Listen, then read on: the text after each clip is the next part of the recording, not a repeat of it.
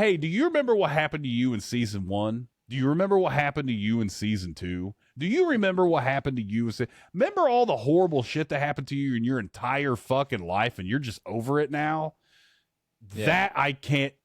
I know, suspend disbelief or whatever, but not for Will, bro. Not for him. Yeah. It's literally like they just wiped all this shit away. 18 months was all it took. Yeah. That's all it took.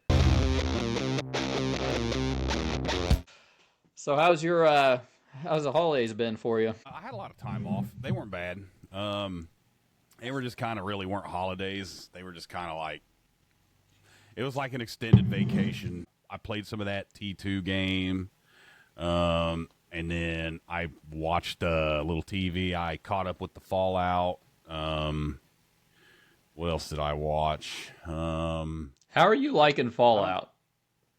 I like it okay so far. It's slow. I don't like how it's slow. I mean, here's my thing about Fallout. It's kind of slow burn because I guess they have to. I fucking hate all the vault stuff. I couldn't give a fuck less about any of the stuff happening in the vault. Now, I know it's pertinent to the story, but I fucking hate it. Every time that shit comes up, I just wish I was either looking at what Maximus was doing or looking at what Cooper and what's her name? I always forget her name. What is her fucking name? I know a real life name, Elle, but what's her name in the show? Oh, fuck. I don't know. I'm bad with names anyway, so I know who you're talking about, God though. Damn it. Lucy. Big Eyes. Her name's Lucy, I think. Lucy. Yeah. And I don't like how they walked into Vegas and it was like fucking abandoned because there's a Deathclaw. Like, but I'm willing. I'm not saying I hate it outright. It's more that I want to wait and see what they actually do with that. Because I mean, they teased the Ghoul meeting the goddamn TV version of Mr. House up in the Lucky 38. So he's gonna go up there, I would assume, in the next episode. But you know, I've really been liking it. I was kind of wondering what your take on it was because you're familiar with New Vegas. I never played New Vegas. I only played Fallout 3 and 4. But I'm liking this season, especially like the season like last week where it kind of had like it was, you know, slow, but I liked it because it focused on I'm trying to, what's his name? I'm about to say Clint Howard. It's not fucking Clint Howard. Cooper Howard. It's Cooper Howard. Yeah, the Ghoul. Okay. It kind of like focused on him, and you kind of that scene with him in the VFW. I know it's kind of like slow, but you get his perspective a little bit more. Like he did some shit to survive and stuff, and then he shared a bathroom scene with Justin Theroux, and seeing Walton Goggins and Justin Theroux like go at it kind of like subtly. I really like that scene too. It's like I can tell all of his parts are like the fucking best. It's all the most interesting shit. It really is because he's the only connection from the old world to the new world. So I mean, I guess by default it would have to be, but still. And then we got to see the goddamn Alaska invasion. I didn't expect to see that. That was fucking cool. Yeah, that's cool. Because I think is it Fallout 3? I think it's Fallout 3 where you have Operation Anchorage. That's the DLC, and it's not the actual thing. You're doing a simulation of what went down, and it was pretty cool because like all the talking about all the power armor being massive failures and shit because they weren't made for the Arctic and stuff like that. That was all in the lore and stuff like that. So that was cool. Now, if I'm being honest though, a lot of it's just kind of member berries, man. It's cool to see the shit in live action, but it's like none of it is. Okay, so and I have read certain takes online about certain things like, okay, everyone's been trying to figure out how, because this is 20 years after the events of New Vegas, the game. And everything that happens in this TV show, according to Todd Howard, the Fallout Godfather, the Skyrim Godfather, who can only release a game every 76 years. And when he does release a game in between one good game and another good game, it's a shit game. But anyways, I digress. He says everything that happens in the TV show is canon, right? Okay, so what the fuck happened in New Vegas then? Because there's basically 4, maybe 5 major endings. You side with House, you side with Kaisar's Legion, you side with the NCR, you side with God damn it, I'm already forgetting one of them. Or you do the independent route. Those are like the major endings, okay? Now, Kaisar's Legion still exists, and they're at war with each other, okay? NCR, there's 3 NCR soldiers, and Laszlo from fucking my favorite movie, Real Genius. He's in there. Yeah. You know, there's those 2 guys plus. So everyone kept saying those are the last 2 NCR soldiers. How many of you motherfuckers didn't see the Ranger walking around in the background? There's a fucking NCR Ranger, literally with the overcoat and everything, walking around in the background. He's an NCR. He's New California Republic, motherfucker. There's more than 2 guys there, and who knows? There could be a couple more. Now, yes, they don't have a lot of people there, but they're there. Now, that kind of makes a little sense, but then you get to New Vegas, and all of the kings are ghouls. So what does that mean? Did they get hit with a radiation bomb? I think the radiation shit was going off when they went there, right? Did it get?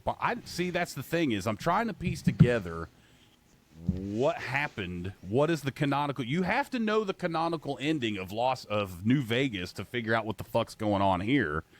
Unless they literally would just like, yeah, fuck all that shit. None of that mattered. Because here's another thing. Here's another kind of small digression. From all accounts and from a lot of research I've done independently, Bethesda Softworks fucking hates Fallout New Vegas. You know why? Because it's the one game they didn't make, and it's the one Fallout game everyone brings up when they bring up Fallout. Fallout New Vegas. Yeah. Fallout New Vegas. Fallout New Vegas. Like they're kind of like Vince McMahon in WWE. He doesn't like when they're bringing in someone from WCW. He has to shit all over them, and that's what I've heard on Reddit and stuff. Because I've seen people on Reddit complain, and those are New Vegas fans, and I understand their perspective on it.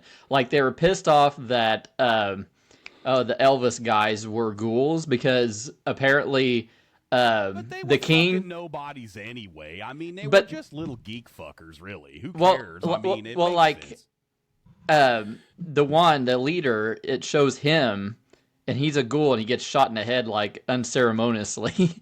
And they said he was like one of the few good people in the game, like actual good people that you would get behind. But people are kind of pissed about that. Here's the thing, Wes, is they're really just kind of nothing burger. Real, I mean, like, yeah, it's cool to do their quests, but they've only got a couple of quests. And yeah, who talks like the king? And he's like one of them guys, and all kinds of shit like that. But at the same time, it's like, if you look at Fallout 1 to Fallout 2 and Fallout 2 to Fallout 3 and you see what happens to characters from Fallout 1 in Fallout 2, and that's kind of just what happens in Fallout.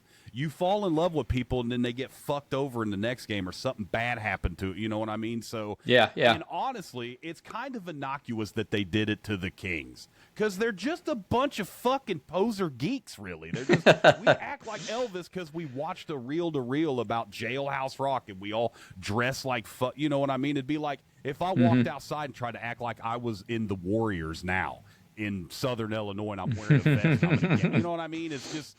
So that's why it kind of makes sense. But still, we got to see him.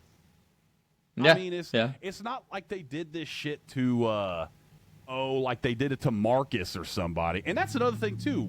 Here's my third digression. Where's the fucking super mutants at? We heard a super mutant voice in the trailer. Where in the fuck are we going to see some super mutants, man? We got a Deathclaw. We got the Deathclaw at the beginning of the season. Yeah, I'm sure we'll get a super Deathclaw. mutant. Suck my fucking dick. No, that's also stupid. And then Bethesda, once again, got to come. No. That Fallout 3 Deathclaw is stupid and it's dumb and it's stupid. Let's use our improved Fallout 4 Deathclaw. Like, whatever. Okay, it's fine, but it's like, I don't know.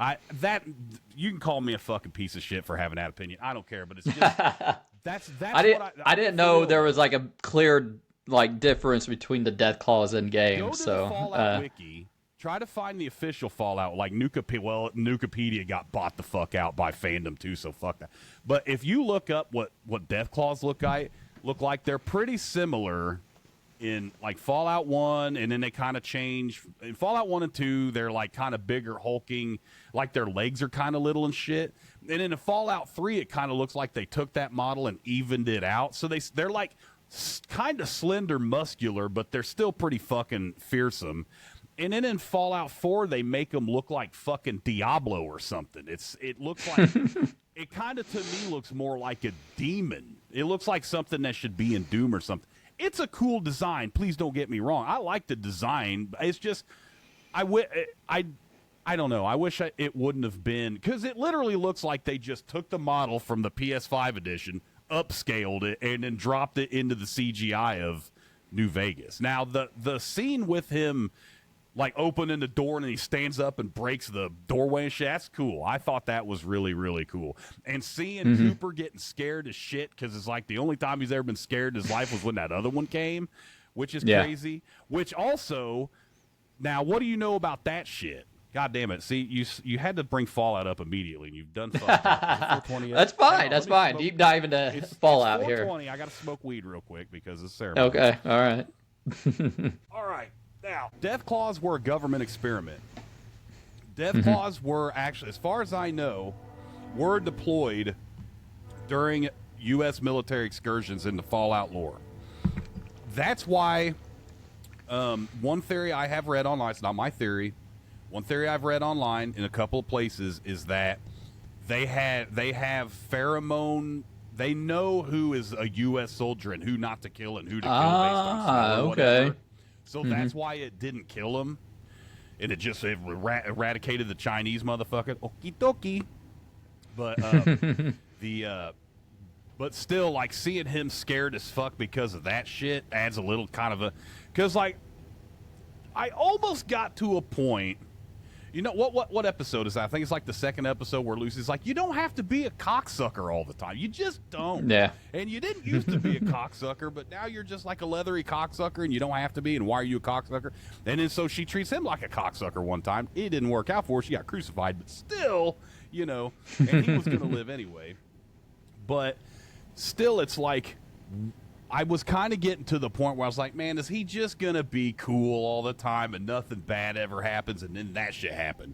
That where it's, you know, he's in Anchorage and he don't get scared till that Deathclaw happens. He's scared. He didn't get scared when he was about to get executed by the fucking Chinese. He didn't care about any of that shit. That Deathclaw scared the fuck out of him. And then when he hears that shit again, his eyes never have got so big in the entire show until that Deathclaw comes. And then you, like, see the whites of his eyes. It's fucking insane. So that was cool.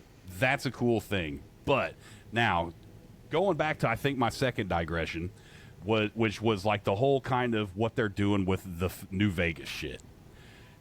They're giving us a lot of visual. They're not really giving us a lot of payoff for us playing the game.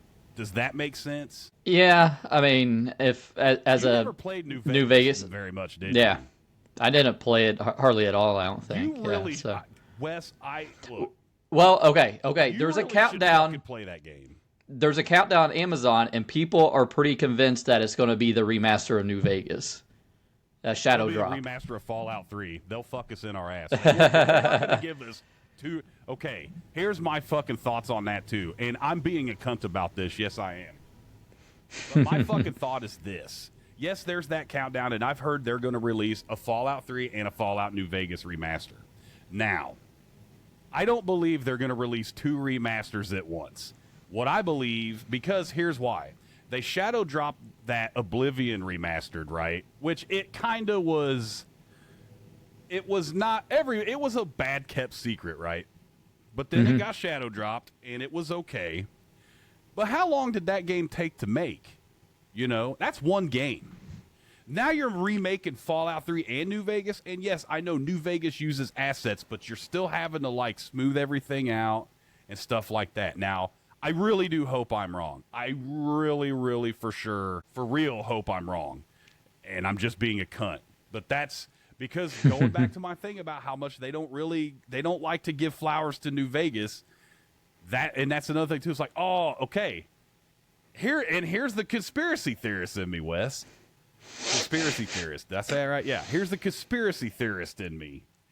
Look, here's fucking here's what's his name? Agent Dale Cooper from fucking Fucktown. That one show, David Lynch show. Twin Peaks. Let me finish. he sees this horizon and he sees New Vegas and everybody's like, I'm fucking sold. New Vegas, cuz hell yeah, we're gonna watch that next season. They just did that to get asses and seats, and then look at everything they've done with it. Like it's not even halfway through the season yet. Besides visuals, you've seen. Look, hey, cool. Here's that. There's that. There's Novak. There's the dinosaur. There's the Kaisar's Legion, but that's not Kaisar's Legion. Where's Kaisar? Why are there 2 Kaisar's Legions? That's not. None of that even seemed to exist. Like anything like that was going to happen in the game. Not that it couldn't, but what the fuck? And then you have, and then NCR, there's 2 of them in Laszlo, and then you have, nothing. We don't know what the fuck's going on in actual New Vegas yet, except there's going to be a boss fight with a Deathclaw. Which also, how's that going to pan out? Let's see. What do you think's going to happen with that? Is House's Securitron's going to come and fucking shoot it all the fuck up before they even do anything and have an unceremonious battle, or are they actually going to fight it? Because in the trailer, the Deathclaw fight was in the fucking daytime. Well, you did say that they had those pheromones, and it might just like smell the ghoul and not attack him. Yeah, but Ellie won't smell like that. Well. Wait a minute. No, because that's not... Okay, no. Because I was thinking of the finger, but that's somebody else's finger. That's not his finger. So, you know what I mean? Because if it was like his finger was grafted onto her hand, then she would have those pheromones too, I would think. But overall, though, Wes, with all that talking shit about the new... I still like the story. I still like what I'm watching. I still want to watch the rest of it. I hope there's more of a payoff. I want to see some super mutants. Like I said... I was pretty off-putting about the vault stuff, but goddamn, it's just so okay, there's some shady shit, and this one blonde bitch that got her eye put out, she's evil now, and she's mean, and she's condescending, and she's a Canadian apparently, and oh no, and then I have a snack club, and it's just I don't give a fuck. And then the other guys, they get topside, and then the little runt kid gets basically told to go fuck himself because the one guy's, he basically kind of knows what he did or it seems like. I can't remember. I kind of like that storyline where he unfreezes all those people and now they're out in the wasteland. Now that I do like that. I'm separating that from the vault shit going on. Well, I liked Zach Cherry kind of doing his own little investigation. Well, but we all like Zach Cherry though. He's fucking hilarious. Yeah, I'm curious where it's going, and I agree. That's probably the least interesting part of the show, the vault mystery, because we already know they've been frozen from 200 years or whatever, and that they're kind of clashing now. So I don't know. It just depends where it goes, if it pays off. I like how they introduced Kamal Nanjiani and then he gets killed off. I kind of like that though. That was gonna happen. Yeah, it's like just smash his head and it's like, oh, he's gone. So I kind of dig that. Dude, you know what? Let's bring him up. God damn it! What is his name? The dude from Cobra. I haven't seen him in anything in fucking years, and he's the... Oh, yeah. What's his name? God I don't know his name, but he played Shao Kahn in that Mortal Kombat Annihilation. Yes. Yeah. He always has that crazy-ass face, but but I always like seeing him and stuff, and I haven't seen him in anything for years, so... I know. I thought that was cool. I need to look him up again, but it was cool to see him, because... I'd seen him in all kinds of shit up to that point. He's in the Terminator, dude. He's in the fucking first Terminator movie. He's one of the punks. Oh, you got a fan here. Omogand. RKD 71 from YouTube. They must have a different name on Twitch. I don't recognize your name, but welcome in. How's it going, man? The casting of Fallout. We were talking about the guy from the villain from Cobra, and here we go. Oh, Credits. What's up, Credits? That's my buddy Credits for Quarters. Okay. He's a Twitch friend. He's awesome as shit. He likes hearing me talk. Thank you for being here, buddy. I appreciate you being in. And he had you were talking about the casting. John Grease. That's his name, right? You're saying Laszlo. And how he just has like a nothing role so far. I was kind of surprised. And then Macaulay Culkin, he was in it. I thought he did okay. I don't know what his character is. I don't know. It's just I'm not expecting like. He'll probably. I think he's. I don't want to say he's Vulpes and Colta, but he's probably the right hand man for the current Kaisar. And but that's the thing that's kind of weird is like. How's that all going to turn out? Is he going to become the new Kaisar? Old Mac Culkin? Mac Culkin? But I don't know. See, that's the thing is like they kind of just set the stage so far, and you know things aren't really going to happen proper until like the 5th episode. We've only got 3 episodes now, right?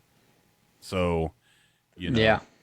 The halfway point is when there'll be some stakes happen. You know what I mean? Probably. I did get like the case of sodas from Costco, and we just saw it when we were shopping at Costco. The Nuka Colas, you know, you get like the root beer and like the grape soda and stuff, and we just picked it up just for the hell of it. I was just gonna, you know, I wasn't even going to get it because I don't really drink soda, but she decided to get it. I'm glad I did because it was gone, and then it's like going for over $100 on Amazon, on eBay after that for some reason, you know. But it's the you said it's the Jones sodas. Yeah, the Jones sodas that came out. But yeah, I remember when the Nuka Cola ones came out before. I think they were the Nuka Cola Quantums. It's just their blueberry lemonade flavor I've had before. Yeah, so yeah, that was one of them. I think I have the cap from it somewhere, but even that doesn't really matter. Like, but they never had the Sunset Sarsaparilla and shit out. That would have been cool. I didn't know they actually brought that back out. Because Sunset Sarsaparilla, I assume, is what you're talking about. Is the root beer because they have. Yeah, it was really good. Vegas. Yeah. Okay, and there's Nuka Cola Quantum. There's Nuka Cola. What's the orange one? I can't fucking remember what. There's an orange Nuka Cola. They introduced several different variants of Nuka Cola in Fallout 3 and Fallout New Vegas. The thing that pisses me off is they didn't make a bottle. The Nuka Cola bottles look like a fucking nuclear bomb. Come on, make me a nuclear bomb Coke. You know what I mean? We got another chat. As someone who never played the Fallout games, I really enjoyed the first season of Fallout. I that's why I'm watching the second one credits is because it was good. The biggest, and me and Wes were talking about this before, is like the biggest problem I had with season 1, which really hasn't been this way in season 2, is that the humor seemed more like a Borderlands type of humor in part 1 than like Fallout, because the Fallout humor is a lot darker. You know what I mean? You know what I'm talking. Mm-hmm. We talked about this before, Wes, but I was just trying to explain to my buddy here. But season 2 so far, I'm really enjoying. It's just still kind of slow. Hopefully the next, and what day are the new episodes dropping? Is it Monday, Tuesday? I don't know what fucking day it is. Like Wednesday or Thursday, because I have it on my Plex, and it's usually on there on Thursday. That's how I've been watching it. Yeah. And I don't know. I mean, the whole Brotherhood of Steel thing on the second season, I was worried it's going to be slow. It's been kind of moving at a faster pace than I was expecting. I've really liked it. Yeah. I didn't want them to go, oh, are we going to war? Are we not going to war and stuff? But it really, that last episode, it really kind of blew it up a little bit. I fucking hate the Brotherhood of Steel, and I like that they're portraying the Brotherhood of Steel as, you know, religious zealots, because that's what they fucking are. And that the main antagonist of that, and then I hope his friend don't die. What the hell is this? What was his friend's name that he left behind? And he was going to get kids out. Thaddeus, is that his name?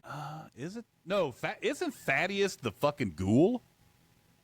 He turned into he's got a mouth in the side of his neck now. I always forget their fucking names because they're all biblical. I can't remember his name, but I just hope that nothing happens to him because he had to leave him behind, you know. And the one that like stabbed their ankle or whatever in the first season to get out of going on duty or whatever, and then you know what I'm talking about? Oh, the one with the mustache. Yeah, mustache. Yeah. Hell, fuck, I don't know. All right. So this is kind of like we're just gonna talk about 2025, about stuff that stood out to us, and I guess we'll kind of move on to that. How was your 2025? You think it was a pretty good year? I mean, I don't know. The years all kind of blend together anymore, Wes. Like, I wish I had a better answer than that. Here's why my 2025 was good. My grandson was born, and he's basically he's like super close to walking already. He's already pushing a cart on his own, and he's not even 8 months old yet, man. Man, how was Christmas with him? I bet kind of good. It's a lot more fun with kids, with young kids, you know. So that's what I mean. Yeah, we only really I only have the one young kid that, you know, and we don't get to see him we get to see him pretty often, but not always. You know, we have to plan our visits and stuff, but beyond all that, like all the political bullshit. I'm just going to say big fucking double, triple, quadruple thumbs down, literally everything that's happened politically. And I'm not going to go on all of that shit. It just keeps, I don't know.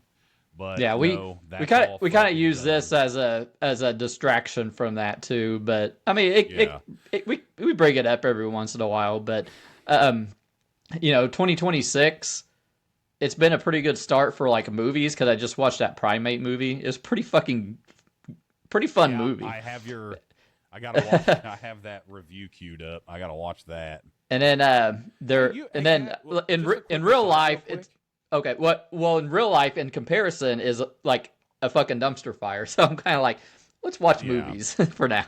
Yeah. But go ahead. No, you were saying before you got sick. You got sick. Like your voice was gone and shit. Yeah, I did that one. What did I do? Like my top 10 movies, and then like the next.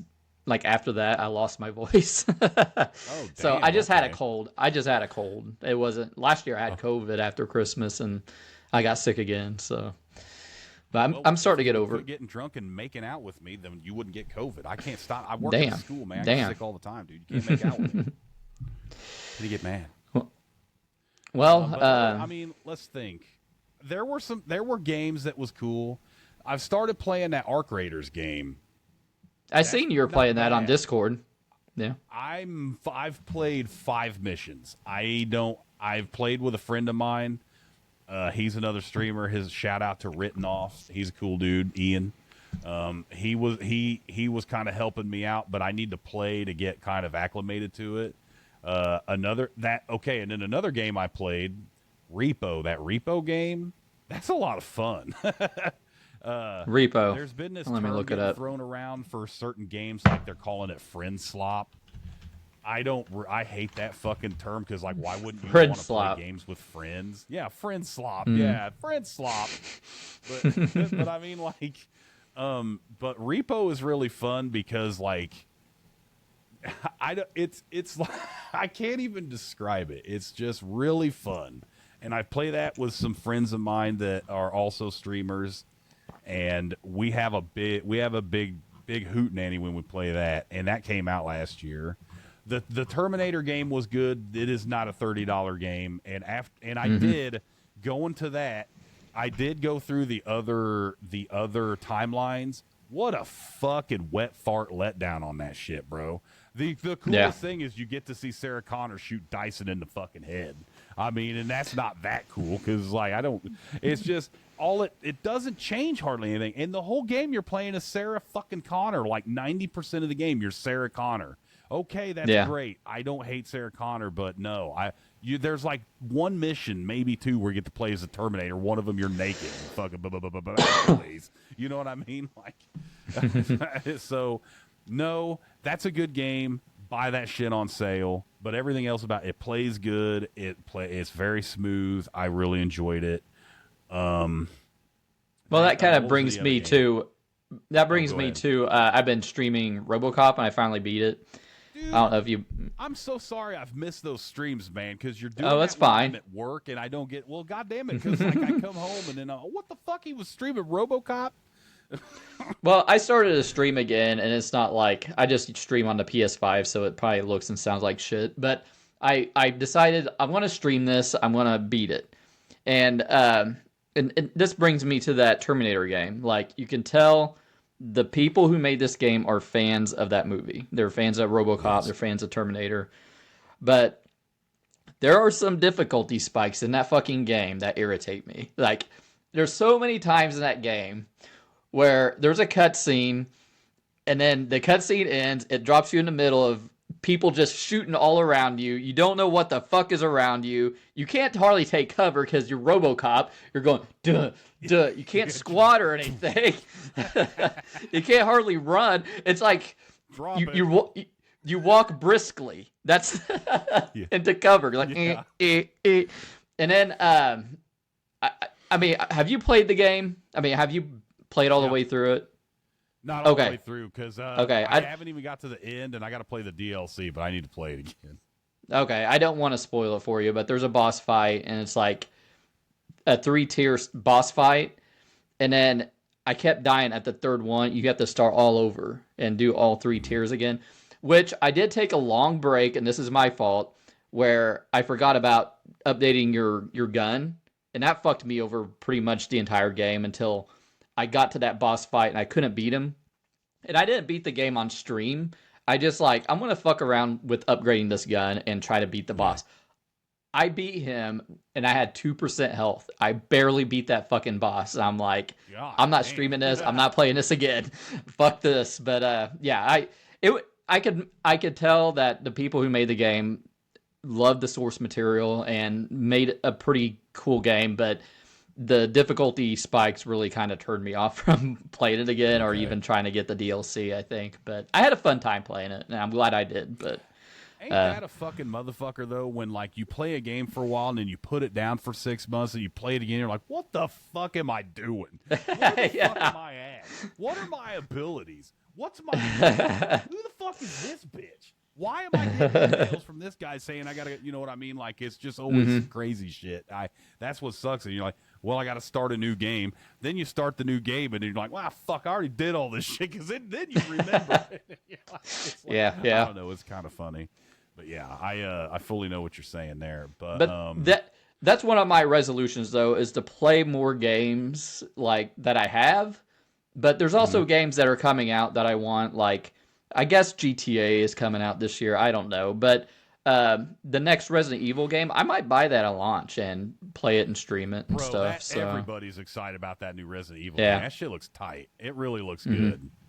That's and I don't think it's going to be like a $90 game. See, that's the thing. You're going to have to sell penny to fucking buy GTA 7 or 6. What one are we on now? Fucking 6. You know what I mean? Like, or, like you're gonna have to lease your house or something. I don't know, because I don't. And then I hope it's good, but it could get delayed again. Like I don't know. I just don't really give a fuck at this point. If it comes out, it comes out. Yeah, it looks good. I'll buy it probably, but I don't know. $90, man. I don't know. And then you think it'll be 90? The one thing I'm kind of scared of is they've really neutered the humor. I've read that. I don't know if they have or not. I hate to use the woke term. But that's what you know what I mean? Like, they're trying to not be as abrasive.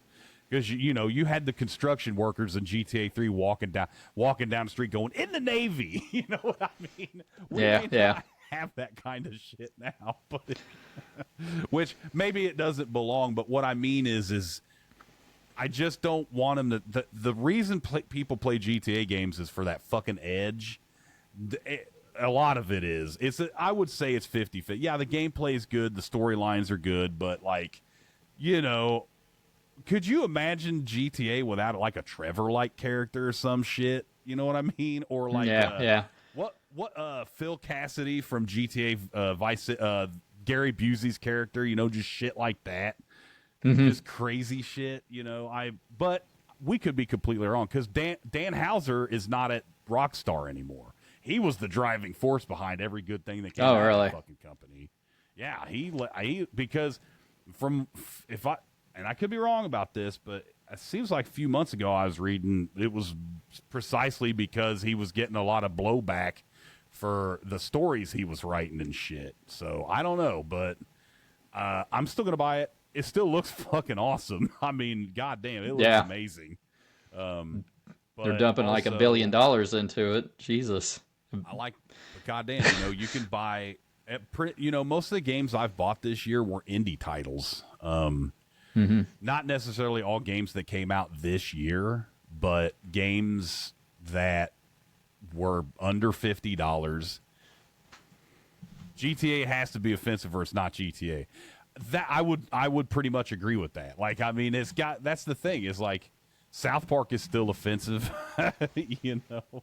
and they keep leaning into it. They're doing just fine. GTA has that fuck you money too. So that's kind of the thing that I hope that maybe that's just all bullshit and it's wrong.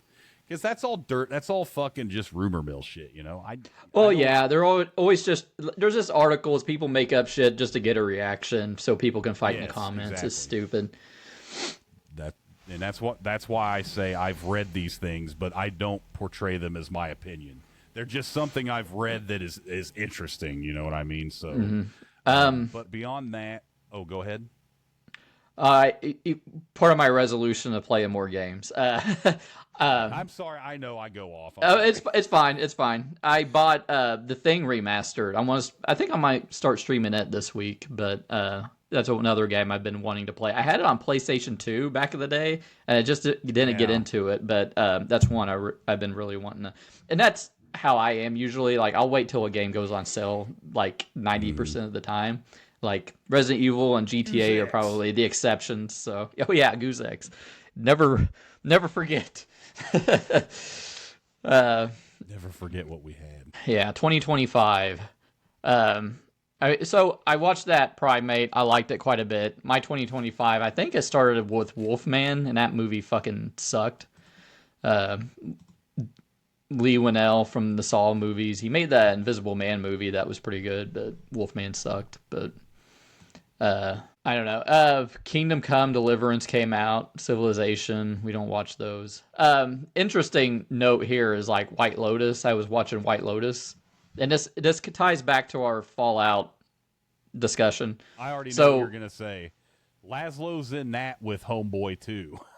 Yeah, and then Walton Goggins is in the Righteous Gemstones, which Macaulay Culkin was in for an episode, and then it's like Walton Goggins are bringing all these actors to Fallout, which is kind of cool to see John Grease in Fallout. I'm like, is that John Grease? I'm like squinting and stuff because you got that big beard and shit. So I know. I can always spot him right away because when I first saw him back there, he's like fucking with a sandwich, or has he got like the squirrel or something? He's like, but he's like, I was like, hey, wait a fuck a minute. I squinted, because like he's in the Rundown and shit. It's always good to see him in these like bit parts in movies and stuff. But it's like to me he's recognizable because to me he'll always be Laszlo. Hey, I know you feel like an asshole, Chris, and you're right, but we got to do something about this. Oh my god. Well, I mean, last year that's the year you really started streaming consistently too. Oh well, yeah. I started actually trying to be a bigger streamer. I've kind of been all over the place as to what I do. Like a lot of times I'm just kind of bullshitting while I attempt to play a game nowadays. But a lot of the people that come through, I think a lot of them are coming through because they just like to hear me bullshit about things, and I'm pretty nice, I think. And I have you've known me since fucking 1991 or whatever. Like it's been a long fucking time since we've been hanging out, so you already know all this shit. But it's kind of later. It's been harder to find. I'm doing these game challenges with this group, the Skellies, that I'm fucking a part of, and I like hanging out with them. And it's really cool because it gives it's something to also do on stream, and it's almost like a competitive thing, and you get to have the spirit of competition. There's no prize, there's nothing. It's just like bragging rights, or we get to just kind of give each other shit or whatever, and so that's been a really that's when I play games most of the time now. I'm trying to do things like that, but sometimes I'll take a break from that, and I kind of hee and haw like, what the fuck do I want to play, because sometimes I'll just try to do a 1cc Castlevania run or something, or I'll try to. I do try to have. I know I was more goal oriented before, but that was before I had more people coming in.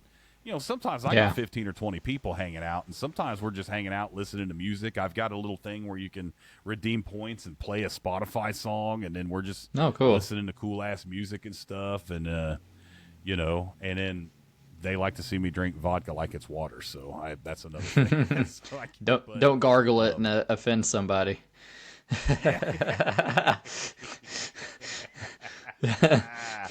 Oh my god, I forgot I told you that. But yeah, so making splashes all the way around, you know what I mean? But I still primarily play like retro stuff when I do play things. There's times I do like to try to do co-op streams with people in the community and stuff sometimes. We can do that again sometime because we still got to. I haven't played Marvel Cosmic Invasion really since I played it with you. I maybe a little bit, but I just haven't played it. Not that it's not interesting, but I think that would be a game that's a lot more fun. Like when we was playing it before, just we're riffing and playing a game because it's those games can sometimes get a little monotonous, but when you're bullshitting back and forth, it's less. Like it helps break that monotony up. But and then. I don't know. You know me. I don't watch a whole lot of movies. I would like to give you some. What are some new movies I've watched that I can't think of one. It's not to say that I haven't. It's just I almost went and watched Begonia. I watched your review on it up to a point, and then I didn't want the spoilers or whatever. Mm-hmm. But from the outside looking in and not knowing anything about anything that Yorgos Lanthimos has done, it looks like he just likes fucking with Emma Stone a lot. Like, let's make her act weird. Let's make her dance. Let's shave her head and cover her in fucking Frisco. It's just like, but she's down apparently. Like, go ahead. Let's fucking torture me in a movie for what? Okay, all right, cool. That's. Never thought I would see that kind of shit, but she picks like interesting projects. There was a show she did with Nathan Fielder and Benny Savdi. That was really, it's very abstract, but it's very awkward. But she seems to kind of relish in that sort of genre, the weirdo genre. She wouldn't keep doing the shit if she didn't get something out of it. It just is kind of like his next movie. He's just gonna have her like strapped to a fucking wooden horse, and he's just gonna be like eating Jello off of her butt or something. I don't fucking know. God damn. Have to do with aliens or some shit. I don't know, but I mean, you know what I mean? Like, I'll just run through a few things from early last year. Daredevil Born Again, I liked it okay. Looking forward to the second season. Mickey 17, that was kind of weird. I kind of liked it. Bong Joon-ho and Robert Pattinson, it was fine. I don't know, it didn't really stick with me. That's when Snow White came out, the controversial live-action remake. Didn't watch it. You didn't watch it. End of story. A Minecraft movie. I haven't watched it. You haven't watched it. The Last of Us Season 2. We discussed that a few times on here. Yeah. And overall, I think I was a little disappointed with it because, I don't know, it's half of the second game, and it was just ended at an awkward time. And then the way they're going about it is just really weird, where we get one character's perspective the first half, and the other character's perspective in that same timeline in the second half of that. I don't know. It's going to take like 10 years to tell the second game story, apparently. Thunderbolts, New Avengers, it was decent game, or decent movie. Mission Impossible: The Final Reckoning, pretty disappointing. Okay, so Nintendo Switch 2 comes out in last June, so I still have zero interest in getting one. I'm sure you're the same.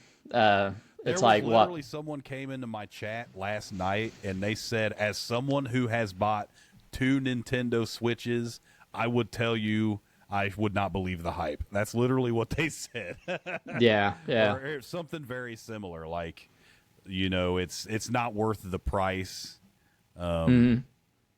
Well, we were discussing it before even launch. We were kind of like interested in it, the way we were discussing it, and then like the prices came out, the game that showed the games, and we're just like, meh, like I don't need this. I was kind of wrong about some of the things too. Looking back, there was some things in our early stuff we were talking about that I believed it worked one way, but it turned out it was kind of another way. But in my opinion, that didn't really help. Because it's like okay. Yeah, see, Credits has a Switch 2, hold off 100%. That's what I mean. Like, apparently there are still some games that are still struggling on there.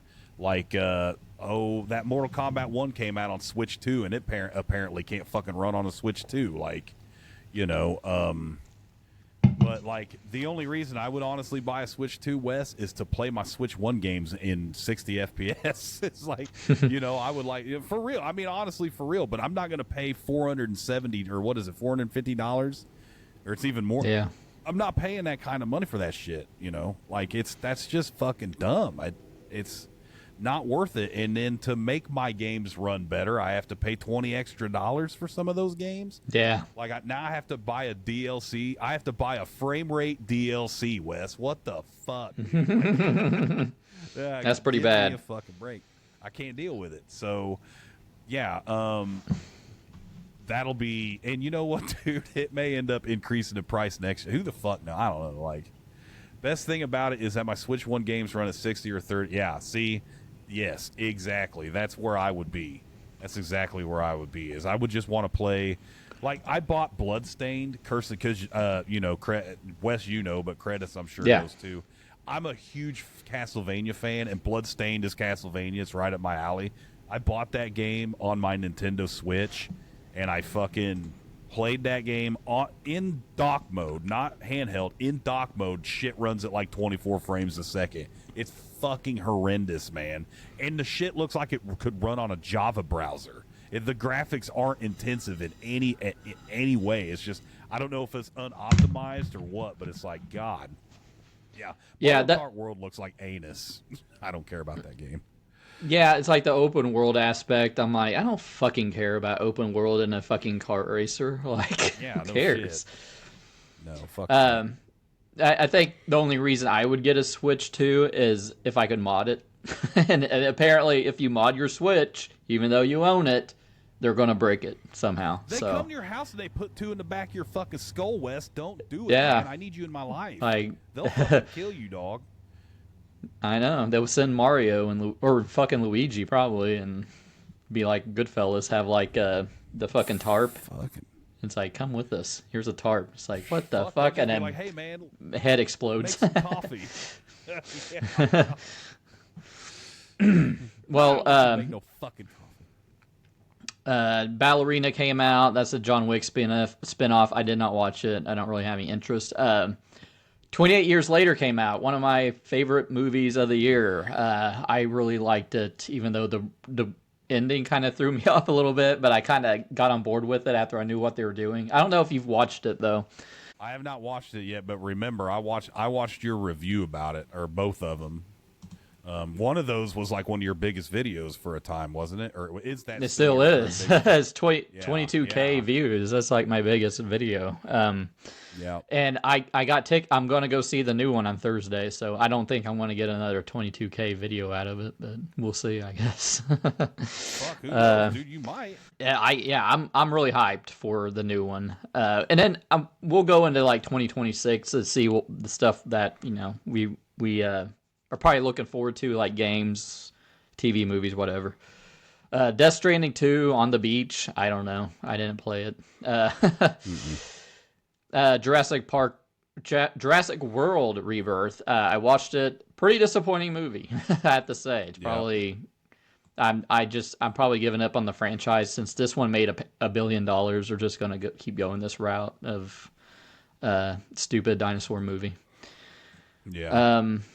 Superman, one of my favorite movies. Again, number 3 on my top 10 favorite movies of the year. You need to watch it. Yeah, I watch do. It. Fucking watch Superman. God damn it. I will. I'll watch it. I'll watch it. Get some hope in your life with Superman. I will. Oh, dude, buddy. I have to trust me. I do. I know. I don't need Superman to give me hope. I'm the most positive motherfucker you'll ever meet. There we go. Fantastic Four came out. Pretty forgettable, honestly. But it wasn't terrible. No, it's just kind of meh. It's just like, I don't know. You had like Superman and Fantastic Four and Jurassic World come out in the same month. And Jurassic World, I just said it sucked. Superman, I really liked. Fantastic Four. That's the kind of thing with Superman and Fantastic Four. They had like this future, retrofuturism, basically. So Superman's kind of like, it's modern day, but it's kind of like a different world, like, yeah, it's got a tinge of the 50s and stuff. Fantastic Four is like the 50s in the future, like the Jetsons or something. But I don't know. It's like the first part of it was really good, and then it was really dour, if that makes sense. Like, it looked kind of like it could be a fun little different thing for Marvel, but it just turned out to be really dour that it just didn't gel with the style for me. I don't know. Yeah. September, Borderlands 4 came out. Have you played Borderlands 4? Nope. Are you just out of Borderlands then? Because I know you're big into it, but it's fucking $70 or $80, man. Or it's one of those fucking games. Like, looter shooters are not really my thing, man, anymore. Like, because it's just like Diablo with guns, and I play Diablo, and even Diablo's been letting me down. So, how many Borderlands games did you play then? I played the first two. I played part 2 a lot. I think if you talk to most people that ever played a Borderlands game, they'll give you fond fucking memories of Borderlands 2, and pretty much all the rest of them eat fucking shit. Now, I haven't played 4, but, there was the pre-sequel. It sucked from what I've heard. I haven't played it. I'm just going by reviews and just what people have told me. Borderlands 3 was apparently even worse than goddamn the pre-sequel was. Borderlands 4, I don't hear anybody talking about it. There you go. Yeah. Yeah, just came and went and with no fanfare. I just can't get behind the studio that made that Aliens game. Yeah. Like, I'm just never going to buy from them again. Let's see. Yeah, 2 was amazing. I fucking love part 2. It was so good. All the DLC was good. It was such a great game. But it's just, dude, and I'll bring this up every the fuck time we talk, but it's like, nothing really, I don't do it. I mean, I'll read Reddit and stuff like that, but like, I don't even know where to look up game news anymore, dude. Remember when you would just, here's a new game coming out, and it'd be exposés and all this shit, and now you try to go look up gaming news, and they're trying to make my fucking opinion up for me. It's like that kind of shit. Whenever the only ways I find out literally about new games coming out, if it's not some AAA fucking bullshit that I don't care about, is word of mouth from my friends. You know what I mean? What about Skill Up? Did you just subscribe to Skill Up? Because I subscribed to Skill Up. I literally just got done watching their review of like. They had like one of each of their staff members recommended the game. I listened to that. There's some good recommendations in there I would try, but at the same time, it's like, I'm not one of these guys that jumps around a lot between game to game unless it's one of those games you can like. I don't try to. Once I get enough out of it, then I'm playing something else for a while. Like I'm still playing a lot of Fortnite. That's the one thing and then that's not me saying Fortnite's the best game of all time. It's just literally, here's my life.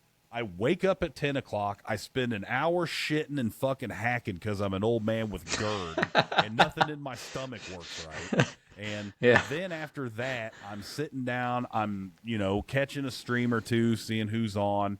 And then I'm poking around. What do I want to play? Do I got something new? I've got some new games, but then it's like, I just want to pick something to fuck up and play it for a little bit. And then maybe I'm going to just sit here and watch the new Fallout or something. Like I used to literally every minute of my life I was playing video games. I'm not that person anymore. And then it's like TV lets me down all the fucking time. Can't wait to talk about Stranger Things, by the way. Eat my butt. And then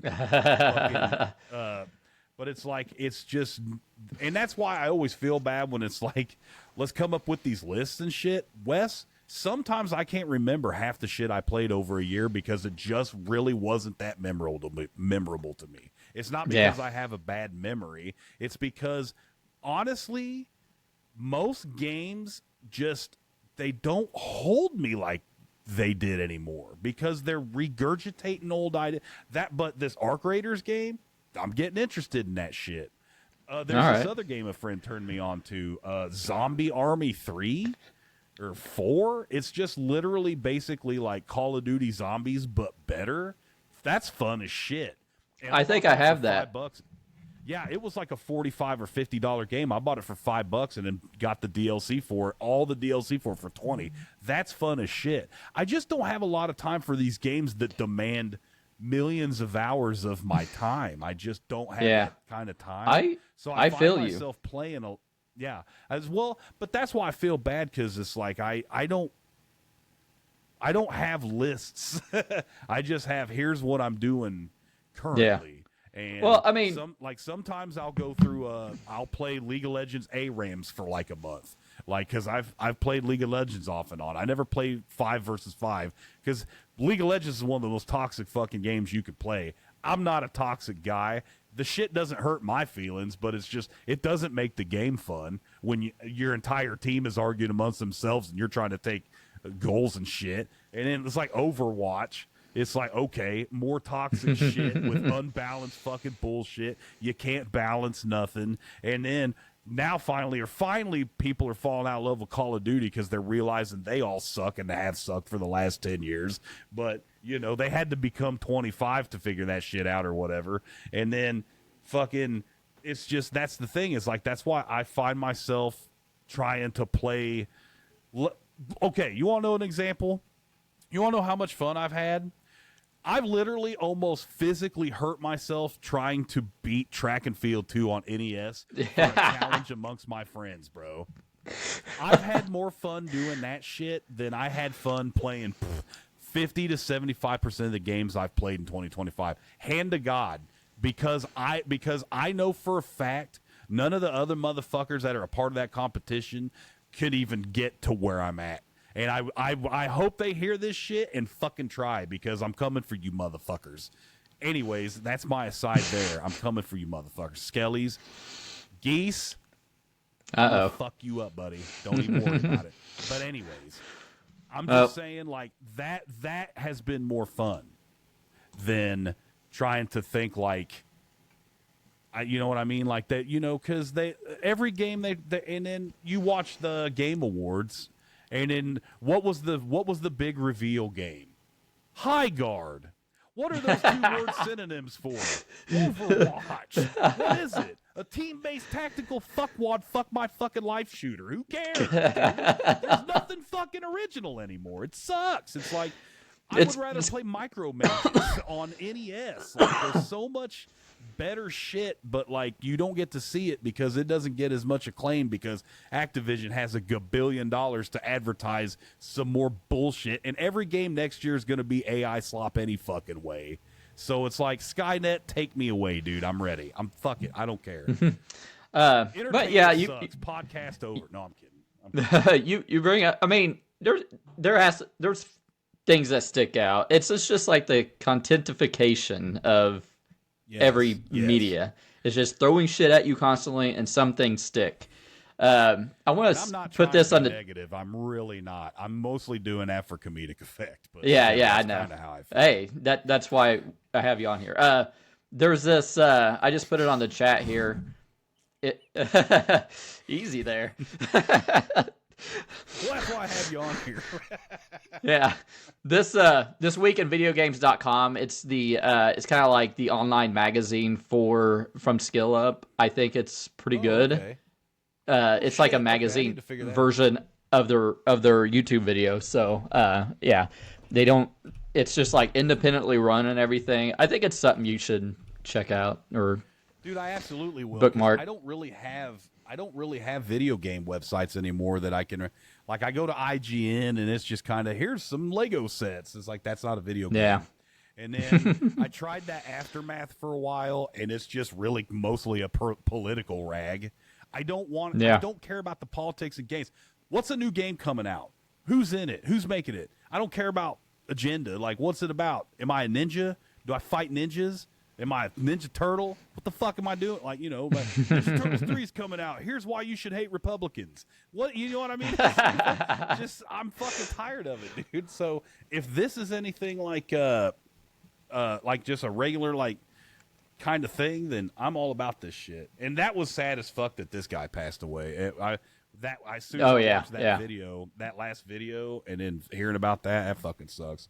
I know, and they just started the magazine. They just hired him, and then, man, that's fucking terrible. All right, so October, Ghost of Yotei. I heard it wasn't as good as Ghost of Tsushima, so I didn't play it. Tron Ares comes out and bombs hard. You heard that Ghost of Yotei wasn't good. The only thing I heard about Ghost of Yotei that wasn't good is that you're playing a woman or some shit. I heard it's not as good as Ghost of Tsushima. Okay. It's like, to me, if it's just Ghost of Tsushima but different, I probably won't play it because I already played Ghost of Tsushima. I play for experiences, you know, and not just because it's a woman. I just heard it's just. Well, it doesn't do much different. That was your opinion. Yeah, I was just saying that was the most of the shit I read in the rags, you know. Yeah, I play video games. I watch movies. I watch TV shows. I play video games to escape reality. The dumpster fire that is reality. And absolutely, you know, and another thing is, like, I was talking about my resolution to play more games. Part of that is just to stay away from social media too. Like, dude. Yeah. I've been cutting out social media, like the doom scrolling and stuff. Part of that is this channel that I use. Like, I focus on it. And instead of, like, scrolling on my phone on the couch, I'd rather play a video game or stream a game or something. So I'll probably do more of that in the coming year. Ghost of Yotei, I just heard it. I don't know. It just came and went. And even, like, Skill Up, they were like, it's a good game, but I wouldn't put it at the same caliber as Ghost of Tsushima. Not because it's a woman. Tron Ares came. Yeah, Tron Ares came and went. It bombed pretty hard. We're not going to get. Well, maybe we'll get Are you a fan of Jared Leto yet? Do you love Jared Leto yet? Nope, not yet. We'll see his Skeletor. Make you feel Jared Leto's love. We'll see a Skeletor, and we'll see. Yeah, social media is bad for your mental health. Even the people who own the social media, like, they don't allow their kids to be on it. That's like, it's like smoking today, you know? And then here, as I say that, but smoking back in the day where it's like, oh, it's okay for you and everything. And then it's like, but my kids aren't going to smoke. Well, my kids aren't going to use social media. So it's smoking for your brain, I guess. Yeah, you got to take big breaks from it. Yeah. It's like the human brain isn't designed to take in all the information, and it just, like, breaks some people, it seems like. Well, man, I go on. That's why I like doing this with you, and that's why I like streaming. When you're streaming, you're like, we're doing this, we're putting forth, like, when you're friends or when you are like, I like to be able to argue. I think it's okay to have differing opinions than other people, as long as at the end of the day you can still be friendly. That's what I like about social. I've had my opinion changed by people that come by on my Twitch channel. You have changed my opinion on things because sometimes I don't see things a certain way, and I need to be able to do that shit. But also, some people just are very resistant to fucking learning new ideals or new things, and like, you know what I mean? Like, I want to always be learning. I want to always have the capacity to at least if I don't know, I'll find the research out on my own. You know what I'm saying? Like, like, I always bring that up. Like, literally, I watched a couple of, like, critical drinker fucking videos, and then you told me about that shit. I went down a rabbit hole about that guy and found out all about that bullshit. I'm like, fuck that shit. I don't want nothing to do with anybody like that, because but I didn't know. It was interesting to listen to them talk, but that's how they get you in. They sound like they know what the fuck they're talking about. Then you find out they're big fucking liars. So it's, but if you aren't an adult enough person to go and figure that shit out for yourself, then that's where a lot of people get lost, and I don't ever want to get lost. So that's where I like. But I don't mean like, I doom scroll on Reddit. I doom scroll on Instagram sometimes, but it's just because, whatever else. But, there's been times I'll just pull a book down and just kind of look at shit like that. Like, there's a bunch of books. Yeah. You know what? Here's my resolution, Wes. I want to buy a shit ton of books this year. Just a bunch of books. For real. There's a shit ton of books I have bookmarked. No pun intended. That I want to, I want to get those Pat Contry NES books. And people have whatever they want to say about Pat Contry. I like his stuff, and I think his books will be fine. They're big enough. They're only $60. And there's some other books by there's a website called legendsoflocalization.com, and he's done books about how localization between for games has changed. I want to get that. There's a book all about fonts from different video games from the 8 and 16-bit and arcade era. A book of fonts. I want that book. Like a book of arcade video game fonts. I want that. I want stuff like that. So I already got my Scott Pilgrim books. I got those last year. Oh my God, I didn't even show you that. Let me show you this one. Oh yeah, do that. This is what my son got me for my birthday. Sweet. Yeah, the fucking video nice soundtrack. Check this shit out. Sweet. Orange Vinyl, yeah. My son got me that for my birthday, man. I still haven't spun it yet. I need to, but yeah. So social media, big thumbs down. Even though here we are talking on social media. Well, okay. Well, yeah. Well, that will bring it up a resolution again. I have several. I want to read more, and I have been. So, and not just like books, like, just like what you think of as like a novel or something. I bought that Ninja Turtles Arrow video trilogy, and Penny was watching some murder documentary or something, and I was on the couch laying down reading that little booklet I got from the Ninja Turtles trilogy thing, and it's like it's pretty cool. It's like how the censorship in Europe was with nunchucks and everything, and calling them ninjas and everything. It was neat. But also I got heroes. And I have I did do the Kickstarter. I backed the Kickstarter for the EGM Compendium. I'm waiting for that to come in, and I'll probably dive into that pretty good. Cool. But there's several books I still need to read. But yeah, it was kind of nice just reading something tangible, not scrolling on social media. It kind of gives me a little peace. Arcade said it's a lot of negativity, and I was about to say that anytime I go on Facebook, it's like some of the cruelest people I've ever seen in the comments of anything. It's fucking depressing. Dude, I haven't. It's like fascist Facebook in 7 years now. I don't go. It's disgusting, really. All right, let's move on. Let's move on to 2025, the wonderful year of 2025. Pokemon Legends comes out. It seems like, and I don't play Pokemon, but every time they try to attempt a Pokemon game on Switch, it seems like to be a wet fart. Every time, open world Pokemon. Black Phone 2 all sucked. Yeah. Black Phone 2 came out. I kind of liked it. It's kind of like a sequel to the first one, but it's more like Nightmare on Elm Street leaning to it. That was the one where Ethan Hawke is the guy in the mask, right, or whatever? That movie? Or Ethan Hawke's in it? Yeah. Is that right? Yeah. Yep. Okay. That's right. It's like... I swear... no, it's not water, cuz. It's not. All right. Okay. I want to hear... We're in November, and I want to hear a Lucas rant on Stranger Things 5. Lucas rant. Do you remember what I said I thought was going to happen? No, I don't. Recap. Okay. basically what I thought was going to happen was it was going to suck because too much time has passed. That's pretty much, in my opinion, what happened. Now, I am going to fully admit before I go on this rant, I didn't watch every single minute of it. I did a lot of fucking just kind of skipping over shit. Here's what I noticed. Very motherfucking formulaic. Some shit happens. People sit around in a room. They finish each other's sentences. They fucking talk about the plan. There's a cut. There's a fucking needle drop. There's some other shit. And then it's like, you know,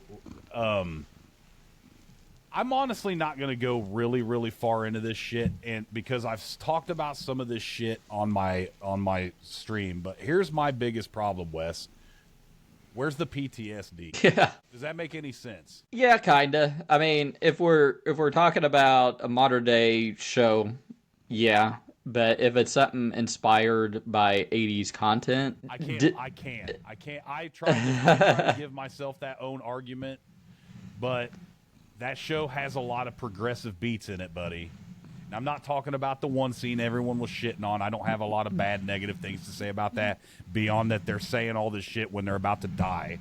I mean, you know, I would have picked a better time to say this stuff, but whatever. I don't have anything positive or negative to say about that. If you watch the fucking show, we all knew that was how it was anyway.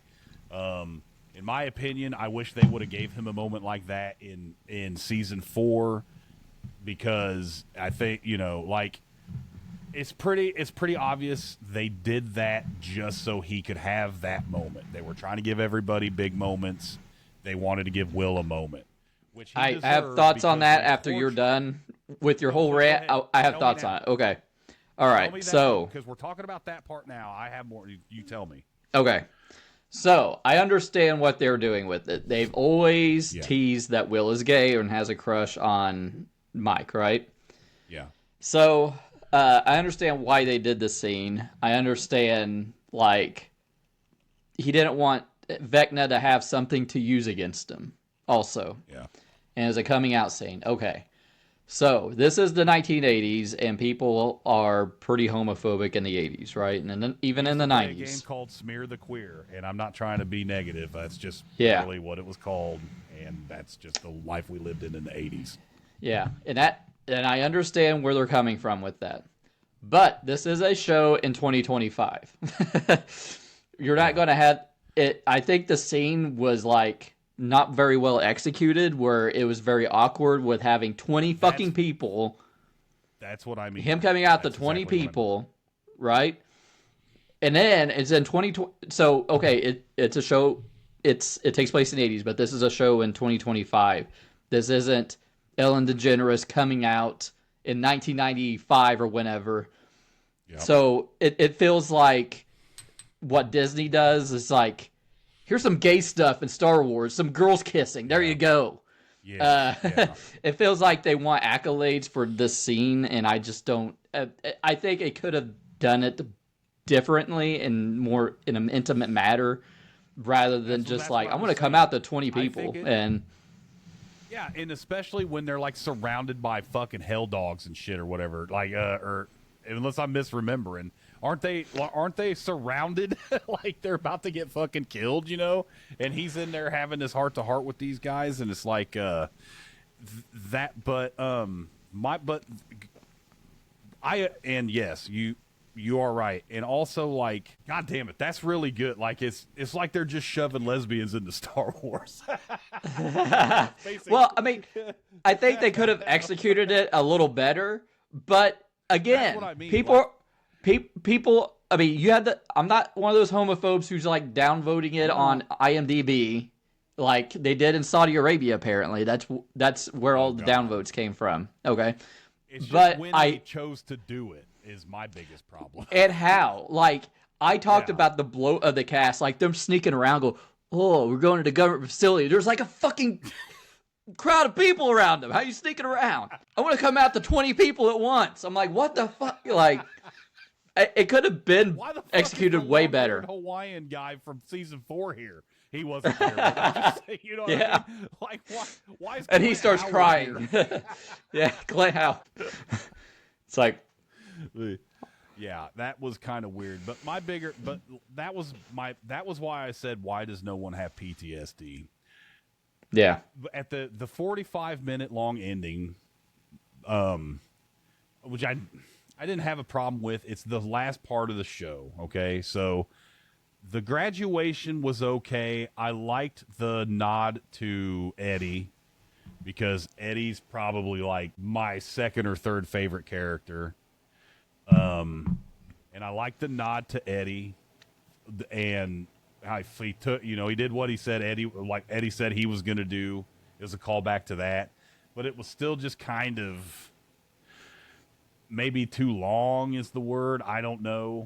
And then like all the. Are you talking about the epilogue? Yeah, I'm talking about the end of the show. Yeah, the epilogue. Yeah. Like everything's hunky dory and everyone's good. So. And this is what I'm talking. Fucking Will is like at a gay bar having the time of his life. I'm finally able to. It's like, hey, do you remember what happened to you in season 1? Do you remember what happened to you in season 2? Do you remember what happened to you? Remember all the horrible shit that happened to you in your entire fucking life, and you're just over it now? Yeah, that I can't. I did 26 months in Iraq, and I don't have that bad PTSD, but I still think about shit sometimes, and that's why I spend a lot of my free time streaming. So to see and I know suspend disbelief or whatever, but not for Will, bro. Not for him. Yeah. I would feel like it would have been better for him to have been like going to a bar and living your youth. I don't think is good. I'm not saying the guy couldn't have a good time. What I mean is like it's literally like they just wiped all this shit away. 18 months was all it took. Yeah. That's all it took. That's all. Everyone's happy. Everyone's happy. Yeah. And then they have a big crying monologue, and they talk about, the whole L thing. It's like, honestly, that was like, I kind of liked the ending to that. I liked how they made it kind of ambiguous, and that last scene is what it felt like Stranger Things again to me. That one last scene, that's it. And then that's about my favorite part of the entire season. But man, like, and it's kind of interesting because someone said this in the comments of my review that that one of the Duffer brothers got a divorce from his wife, and his wife was one of the head writers of Stranger Things. Oh God! And that might have affected like the quality of this last season because that happened between the seasons. Like, is it really gonna cut down to some fucking jilted lover bullshit? Is why maybe 5 sucks. Oh, I mean, man, hell, of course. Yeah, I mean, you talk about Sally Minky, who she edited a lot of Tarantino stuff, and then she died after Inglourious Basterds, and everything after that kind of felt a little bloated since then with his filmography. So, if she was a head writer of it, like, and I liked all the 4 seasons of Stranger Things. Like I said, it always made me come around to it. I'm like, this is pretty good. I'm getting into this, but goddamn, like that last season was fucking bad. I thought like it was really bad. It was just not good. And what's up? I had a friend who went. I haven't even talked to him since he went, but he went to the theater to see it, the finale. I can't imagine going to a theater where half of it is a Stranger Things episode and half of it's a fucking epilogue. Yeah, no shit. Oh my God.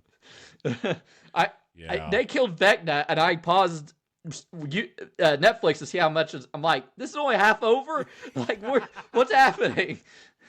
She cut his fucking head off. Kaiju battle shit. Like, I don't know, man. I'm fucking But I don't think I could really beat on a dead horse anymore. Stranger Things season 5. I wish it would have just ended at season 4. Or even season 3, because it was like pretty much all wrapped up, I mean, it could have been fine. I don't know. But, whatever. At least we don't have to worry about it anymore.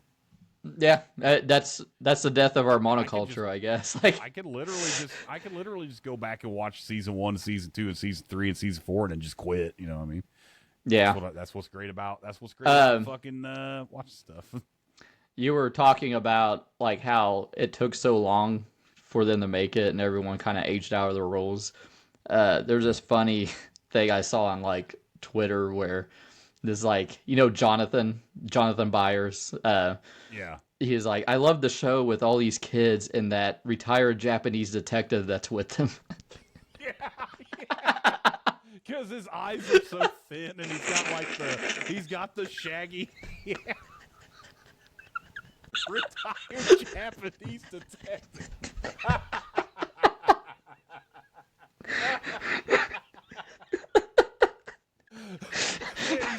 He sure loves the fucking Clash, don't he? Oh God. Oh God. Jesus Christ, that's fucking good. But yeah, I mean, like, fucking, and in like the first episode when Dust is walking in, he's got a fucking Jerry curl or whatever. Like, I just, oh my God. all this horrible shit happened to him, and the two remaining football jock bullies are like, we told you not to wear that shirt around here. Hey, remember when your fucking quarterback best friend got melted in half by a goddamn crack on the goddamn floor? Remember that? Remember that? And then you're giving me shit because I'm wearing a fucking t-shirt with the devil on. Like, it's just shit like that, dude. Like, yeah. Because they're trying to be corny, kind of like the 80s, but then they're still keeping all this new shit in there. Like, that's am I making sense there? Like, they're having these jock bully assholes, and they're fitting a 1980s stereotype jock bully guy, but they're not applying shit that happened to them. They were all right there when the shit happened. Hey, your friend melted right in half. You saw that. Oh, but here's this white kid with a Jerry curl and a Hellfire shirt, and that's what you're going to do. Is you're going to get. You should be in therapy too. We should all be in therapy. Every single one of you motherfuckers should not be at school just because Linda Hamilton sealed the shit up or whatever the fuck happened. You know? Oh, and Linda Hamilton. What the fuck did it do with Linda Hamilton? Nothing. Oh my God. Of course. You knew what was going to happen, dude. Every time they introduce new characters, they waste them and they fucking kill them. I don't think they waste them and wasted John Aston and Paul Reiser and Matthew Modine. I thought they had decent arcs in them. Like, you think Paul Reiser's going to be a piece of shit like Burke from Aliens, but he actually turns out but he turned out to be a decent guy. I kind of liked how I did too. They subverted that, but Linda Hamilton is like Hamilton a bad guy because Linda Hamilton has never played a bad guy in anything. Yeah, and they gave her that shitty haircut where she looks like a fucking bobblehead, like a tiny because if you seen her in that last Terminator movie that did terribly, she looked like a badass, and then she looked fine. Yeah. They did her fucking dirty in that show. Holy shit. Yeah. But yeah, that's straight. Shot her with dirt.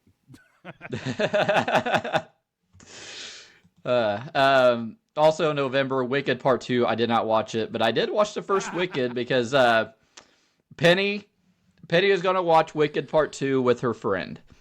And she hadn't seen Part 1, so I watched Part 1 with her. Well, of course, she fucking falls asleep, and I finish it. That movie's too fucking long. It's 3 hours, and it's only half the story. This is the second one or the first one? The first one. I'm not gonna watch the second one. Like, the fucking it took first movie was 3 hours fucking long. Are you serious? And it's only half the story, and the entire play is like 3 hours long. So, no, it's not for me. I mean, all that press tour shit with them two bitches. This is like, God, yeah, damn. yeah. That's some of the cringiest shit I've ever seen in my fucking life. Also, you guys need to fucking stop with the Ozempic, and you need to eat something, man. Jesus Christ. Yeah, or just do cocaine like the girls used to do in the fucking 80s, man. God damn, figure it out. What the hell? Goddamn theater kid final bosses. I don't go for theater kid fucking movies anyway. Singing and dancing and la la la, and I don't really. That's never been my thing, man. That's not to take away from anyone else, but it's like sing-song movies I don't watch. I don't care for them. Labyrinth I can get through to a point, but that was from 1985. David Bowie was in it, but also he had a big junk just right there displayed for everyone to see. It's like, But yeah. Anyways. So we have December, Metroid Prime 4 Beyond comes out. I have a friend who played it. He seemed to like it, but he said it's fucking hard. It's way difficult. And he got to the final boss. I was just talking to him yesterday because we went to see that Primate movie. And he's like, right. It was just too hard, so I just watched what happened on YouTube. And I'm like, fuck this game. Yeah. I've never played one Metroid. I played the first Metroid Prime for a little bit, and I was like, not for me. Because I'm just walking around, and I'm scanning shit, and it wasn't, well, hello, what's up, sire? How's it going, buddy? Thanks for being here.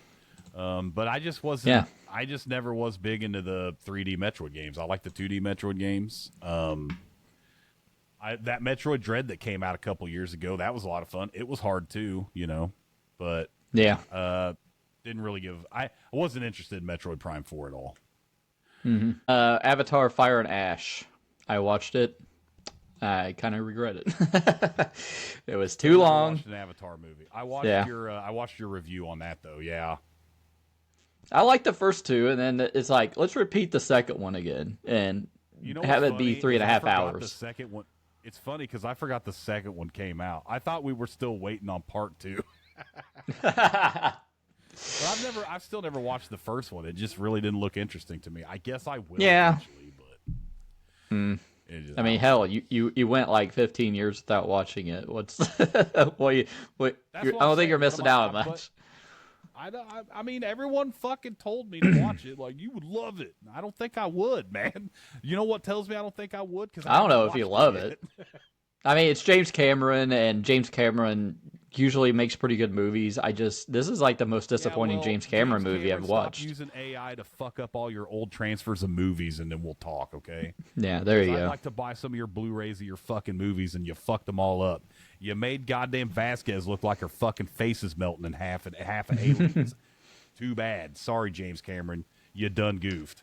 Next. This is the first movie I watched in Dolby 3D. So Dolby is like, they have like fucking speakers in the ceilings and stuff, and it's like OLED quality, like screen.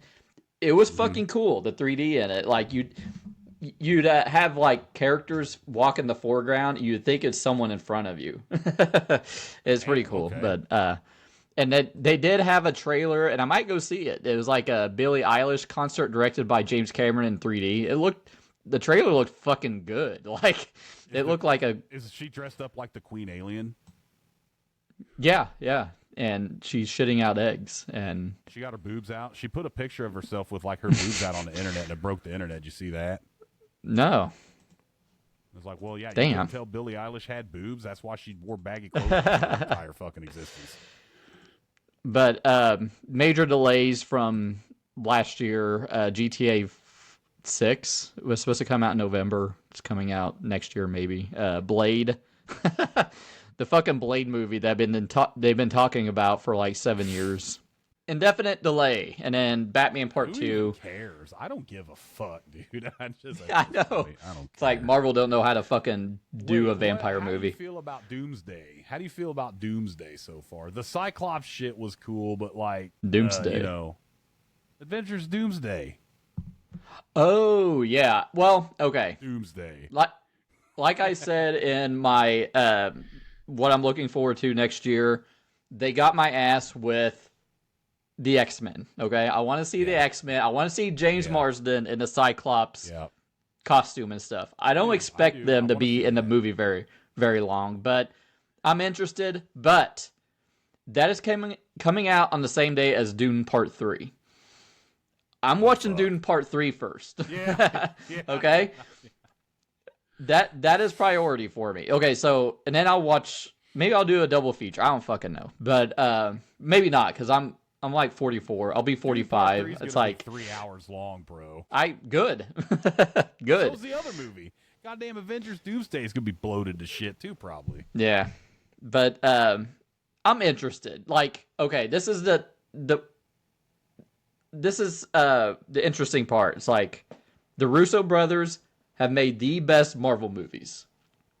But everything outside of Marvel they've done after that hasn't been very good. So I'm interested to see if they can like come back to Marvel and like hit it out of the park, or flop like they're outside the Marvel movies. So maybe they need to just get together and direct the goddamn Community movie we've been waiting on for the last 5 there you years, go. and then go back to the fucking go back to your stomping grounds, Russo brothers. Yeah. All right. I want to go grab another drink, and then we'll get into 2026. How's that sound? All right. Yeah. And if we have any chats, you can keep them company, or just talk shit about me while I'm gone. I'm not gonna talk shit about you. I love you, man. You're my brother. Hang on, Sheba. Yeah. I don't know. There's a lot of shit. She was gonna take over. You kitty. It's Sheeby Weeby. Sheeby Weeby. She's so cute. Rocky, that cat tried to kill me last time I went and hung out with him. He tried to fuck cat. Tried to kill my ass. But yeah, as you guys will see, if anyone's still here hanging out, he's more into the movies. I'm more into the games. But even nowadays, as I think about things, it's like it's hard to get into a game now. Sometimes, maybe that's just me getting older, and I've always hated the term gamer. I don't like to fucking be like, oh, I'm a gamer. I'm a goddamn person. I do so many other things besides play fucking video games. You know, sometimes I'll write shit. Sometimes I'll cook. Sometimes I'll, poop. Sometimes I'll poop. Am I a pooper? I'm a pooper. I'm a fucking speed pooper. I'm super good at pooping. I got the world record poop speed run. You know what I mean? Like, I'm not that fucking guy. It's more like I'm just trying to find experiences, I guess. Now, gaming everything has just been so over commodified. Like, is that even a word? Did I say that right? It's just it's more than just like, here, we made this work of art. Would you like to buy it? Yeah, well, and that's the thing is I can still find good games. It just take me a little bit to find them. I'm not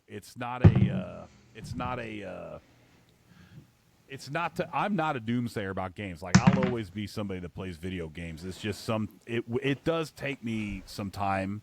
Like, literally, that Repo game, that Zombie Army 4 game, those are a lot of fun.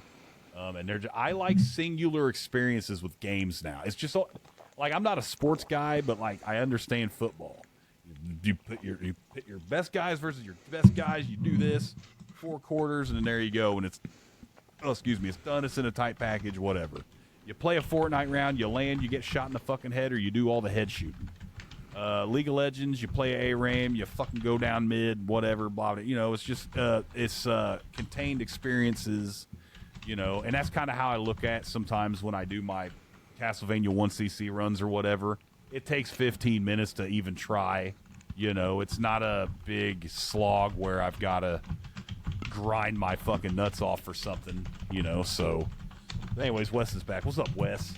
I didn't talk about shit. I'm good. I'm just pulling up some stuff here. Okay. The Marvel Cosmic Invasion game was very good, though. It is good. I haven't played. I need to play it some more.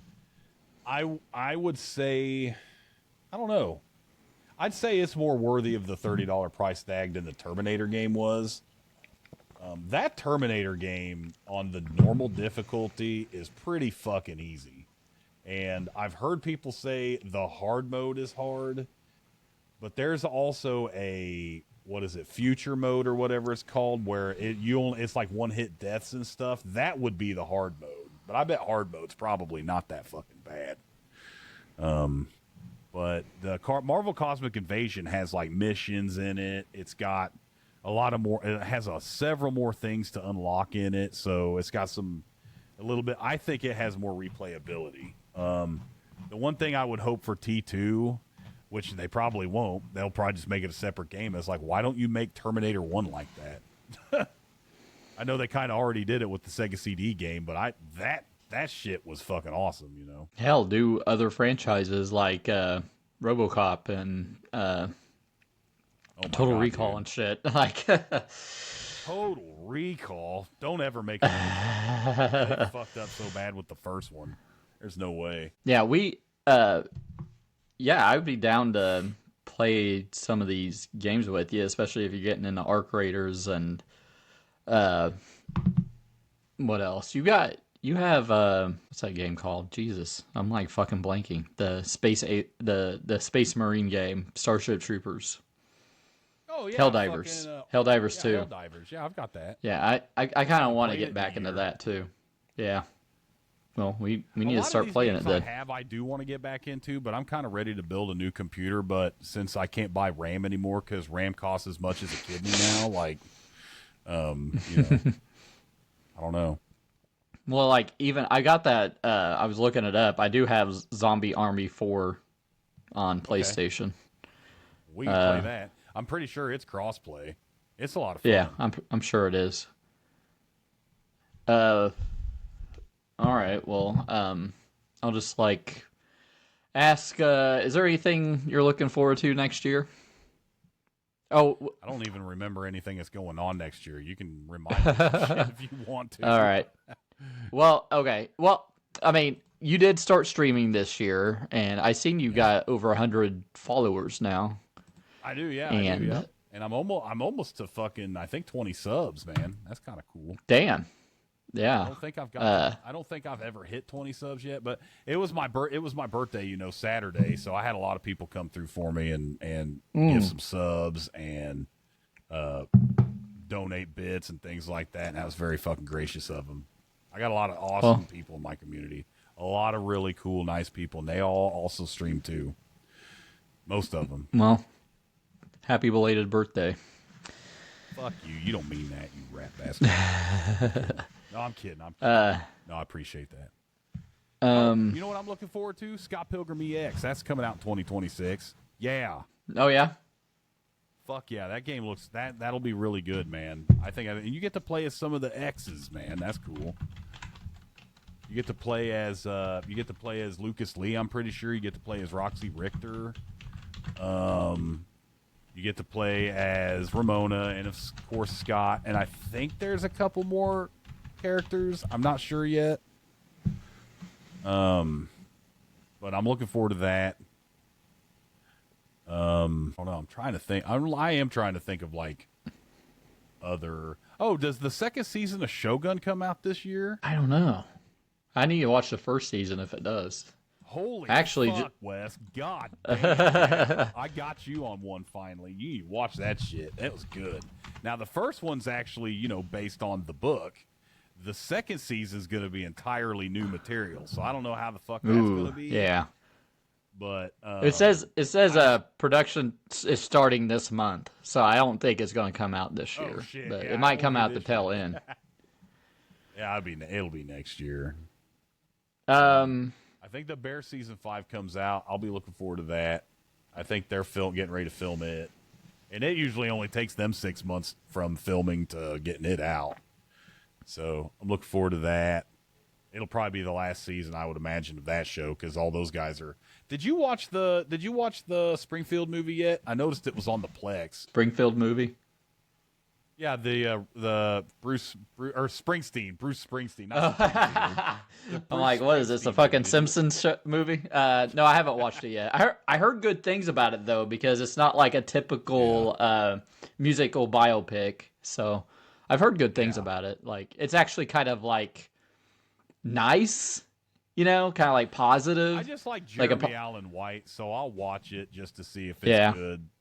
Because I really liked. I know him from Shameless and as Lip, he was always really good in that. And then in The Bear, and then God damn it, he was in the Iron Claw. He was really good in that. He's pretty much good in everything. I really like him in. So I'll watch My mom was in fucking love with Bruce Springsteen. I didn't get it. The only thing I loved about Bruce Springsteen was his fucking bass player was in The Sopranos, and that was pretty cool. No, he's the bass player. Yeah, he's the bass player. I was talking about what I was looking forward to, and really low on my list is The Social Reckoning, which is like a sequel to The Social. To The Social Network, yeah. Yeah, and Jeremy Allen White's in that. I don't know who he's playing though. Jeff Horowitz. Who is Jeff Horowitz? Name sounds familiar, but I don't know who it is. Investigative technology reporter. So yeah, I guess that's who he's playing in that movie. So I didn't know he was in it. Is David Fincher doing that too? Nope. It's Aaron Sorkin, who wrote the first movie. Wrote the first one. Yeah, okay. Yeah, but I don't know how his directing will be. Does the sequel to Heat come out this year? I'm interested. Fuck, I don't know. I thought it was gonna come out last year. Heat 2. Oh. It's a prequel. It's a prequel about but then they're gonna have Leonardo DiCaprio in it, but he's older than they were in the first Heat. So I don't know. I know how that's gonna work out. I was under the impression Adam Driver was playing the De Niro part, but that might have changed. I don't know. Hell, I don't know. Like when the book first came out, I'm pretty sure I thought I don't know. Again, I don't really follow a lot of the casting and shit kind of anymore like that, but yeah, production is gonna start in 2026. So geez, it's not gonna come out this year. It's gonna come out 2027. Pluribus. Tell me about Pluribus. And is it going to be worth waiting 4 fucking years for the next season? Hopefully it won't be 4 years, but yeah, I mean, I really liked the first season. People found it kind of boring, I guess, and slow, but that's just how Vince Gilligan is. Like, people complained about the Fly episode in Breaking Bad, but it's a pivotal character moment. That was he one takes episode of TV. This is 8 episodes of an entire season of a show. But Better Call Saul started out pretty slow, and people were fucking bitching about that because he was building up to him becoming Saul Goodman. And guess what? That show turned out, in my opinion, better than Breaking Bad. Like, it went fucking crazy. Remember, though, here's my chief complaint, is the time in between seasons. That was different in Better Call Saul. It was more consistent till the end, just like Breaking Bad was. And then it started kind of doing that shit where it wasn't every year now. But now Pluribus, literally from what I've read, it's going to take a while for the next season. So is it going to be worth it after all that? I think I'll always come back around. If the quality is there, I'll always come back around. Like, it's annoying with... I think it's more annoying with me when it's like a mystery box show, like Severance. Okay. Like, Severance, we're not going to get another season for 3 years. What the fuck? Like, that's a mystery box show. It's well made, but it just takes too fucking long for them to come out. For Pluribus, I see where they're going. I don't know where it's going, and that has me curious. So that's all I need. If Vince Gilligan is doing it, I'm there. So, he's earned that with me over the past like decade and a half. So. I'll give you that. All right. I have no dog in that fucking race. I'm just asking solely what you think, and just based on things I have read. Once again, it's not my opinion. I just wonder. Yeah. I mean, there's moments where it's like it focuses on the characters and what they're doing, and it's not whiz bang, badass Walter White exploding a fucking apartment building stuff. It's taking its time to tell a story, and I appreciate that. Like, and I talked about being on social media and instant gratification and stuff, and that's what I like. I like to be kind of like, we're teasing you. We're kind of building this up slowly, so I like that. Yeah. All right. I'm looking at now you can go back to the future. Yeah. Let's go. Forgetting things that happened last year. I was like, Pluribus was a big deal. You can bring it up. Like, if you think of something, just bring it up, because I will. Like, I couldn't believe we hadn't said anything about it so far. We'll bring it back to 2025. I just got monetized on YouTube, which I haven't even made my first $100 yet. I don't get any money until I hit that. I'm at like 75 though. I mean, it's taken a couple months, but that's how Twitch payouts are. You have to hit a $50 threshold before you get paid out on Twitch. But I've been kind of changing the way I do things on this channel. Like, so it's primarily movie reviews, right? Like, that's primarily what I have. And then it's kind of hard when I don't know. It's like I'm just another asshole on the internet who's giving my opinion on something. So I kind of wanted to expand it a little bit. And I wanted to kind of, like, I don't want to be restricted to just being like walking on eggshells talking about spoilers. So now I'm just talking about the whole fucking movie, because I want to explore the ideas behind that movie. And some people might not want that, but I think more people would instead of like, is it good or bad, and should you see it? Like, I want to like create discussions and stuff. So that's something I kind of like leaned into. And then like these podcasts, I usually have them behind a membership. I want to like release these on the main channel as just one long ass video and not break it up and stuff. So that's my goal. That's another goal I have for this year, is just to kind of, and then I've been kind of like doling out my videos, like have like a buffer day in between to kind of let it breathe. And I kind of experiment, look at the analytics and everything to kind of like tweak it and try to get it just right to where people will click on it, I guess. But that's we were content creators officially from 2025. yeah, we were. And we both got monetized this year too, or 2020. Yeah, we did. Yeah. So, It's pretty nice. Cheers to us. I'm gonna drink my water now. Clink. Yeah. So I'm looking at these releases. January, I don't know, not a whole lot. Animal Crossing New Horizons Switch 2 edition. Where's Arcade at? Are you getting that, Arcade? You getting those turnips? All right. I did get it. I don't peg credits as an Animal Crossing guy. He might be.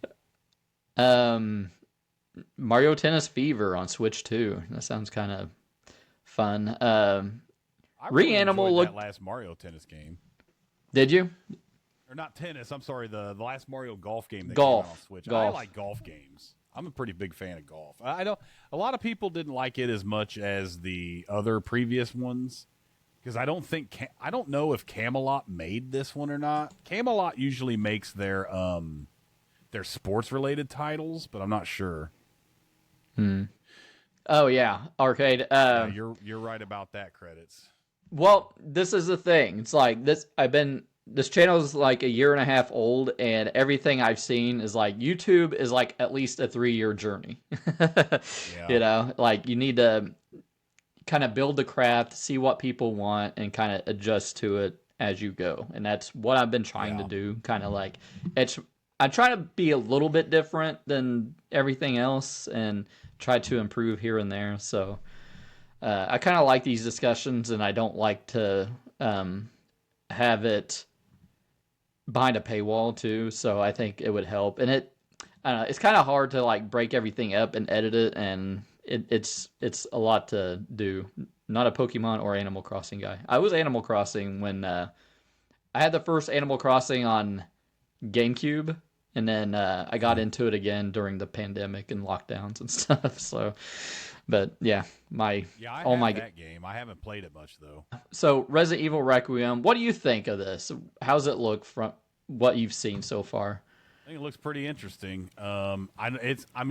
It won't be day one purchase for me just because I'm not the Resident Evil aficionado, but I do have a lot of appreciation for Resident Evil games. So, but whenever it comes on sale, I'm sure I'll buy it because literally I have all the other ones except the last one that had the Big Mama in or whatever her name was. I think that was the last one, right? Or was there one that came out after that? I don't know. See, I fucking fall behind, dude. There's like a million. Yeah, Big Mama. That was the last one. The last like main series one.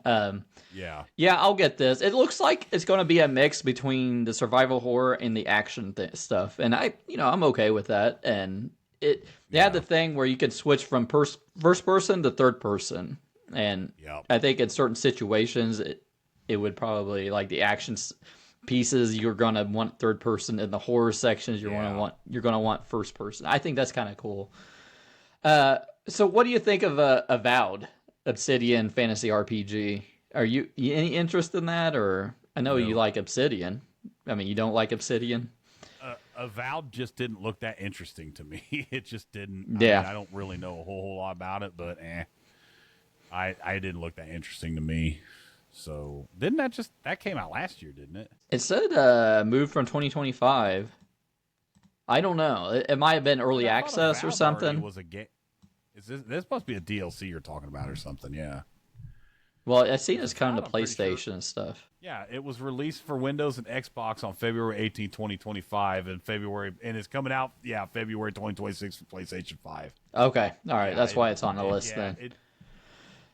The last new open world RPG I played, well, technically would have been Oblivion, but that's not new. It's just new looking. The last new one I played was The Outer Worlds, the first one, and it was pretty good. Now, I haven't played the second one yet, and I think that was the game that had the controversy because it was like going to be $80, and then they lowered it back down to $70 or something, right? That was that game. Mm-hmm. So, but here's the thing, Wes. A year after The Outer Worlds came out, they gave it to me free on Epic.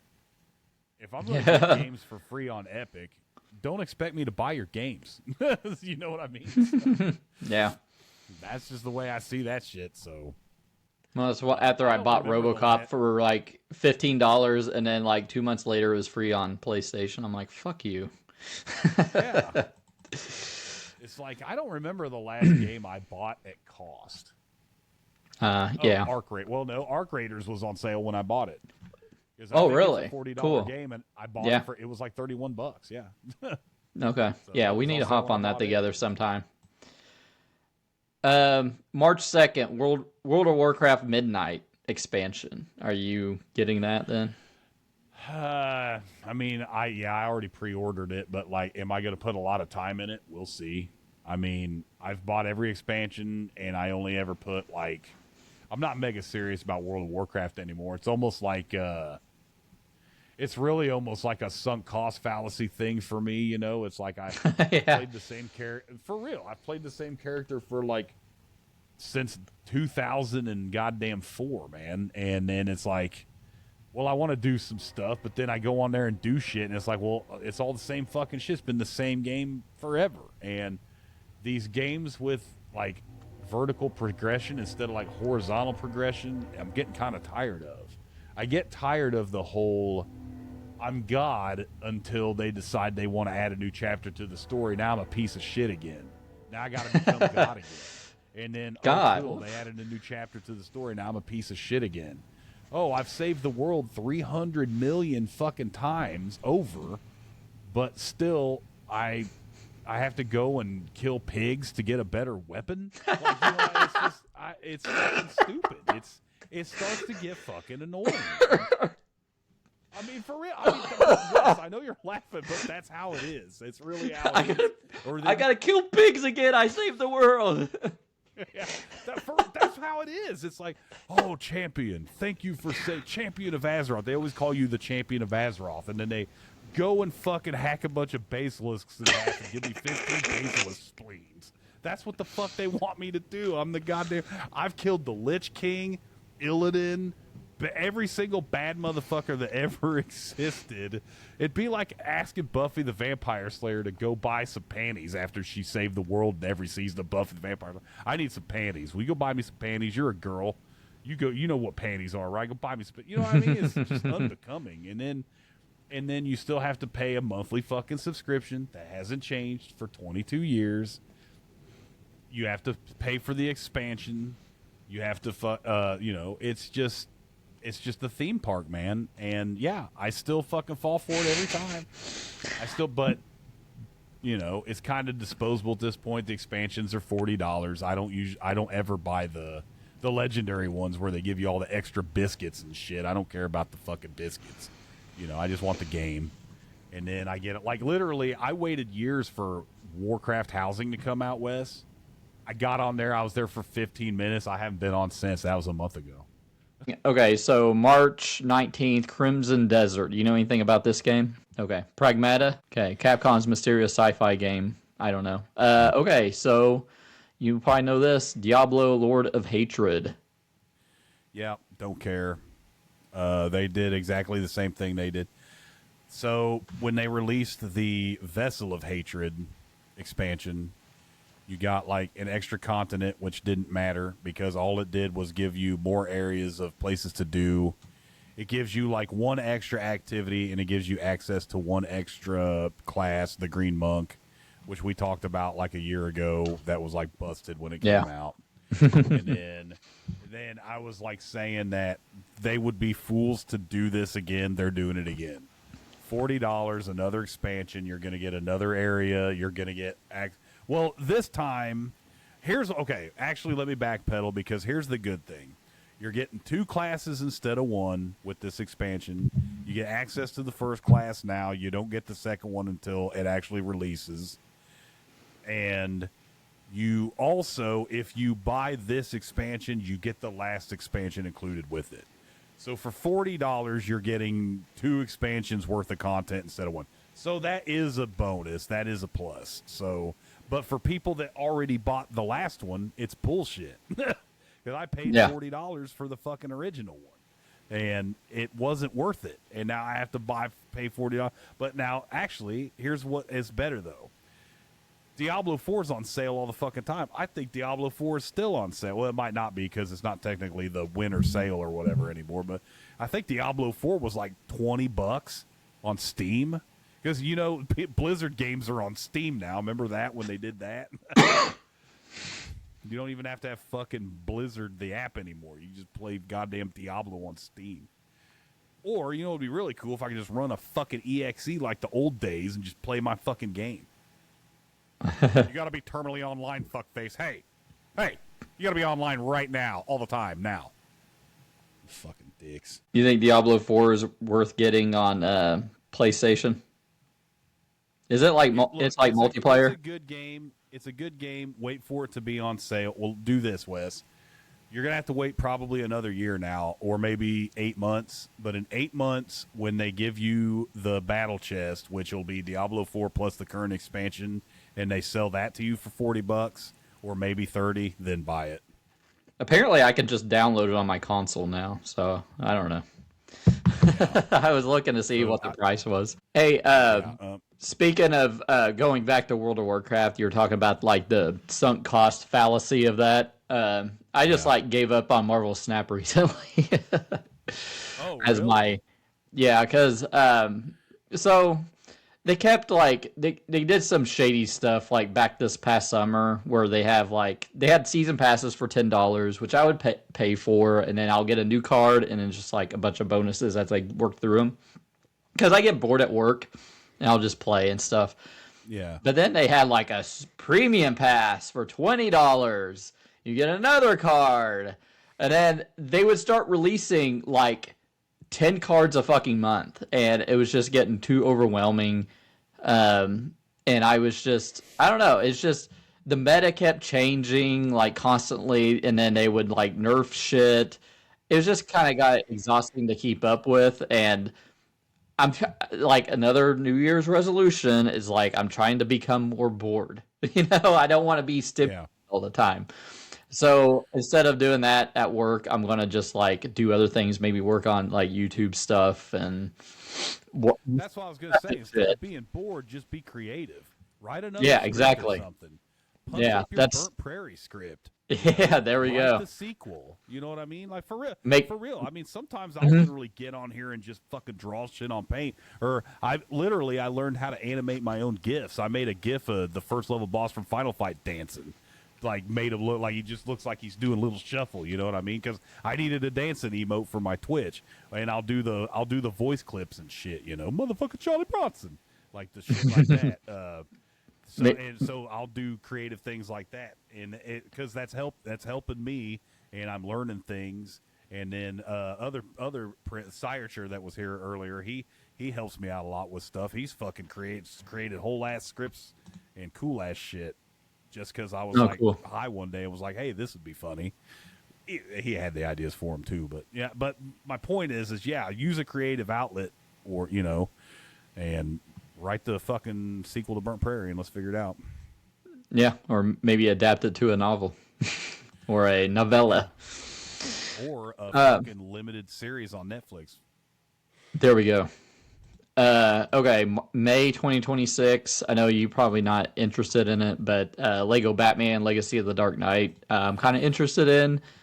I mean, this stuff I'm interested in doesn't mean I'm buying it day one, but it's like open world Lego game, and it has everything from all the Batman, from like probably 1960s Batman to like the Batman.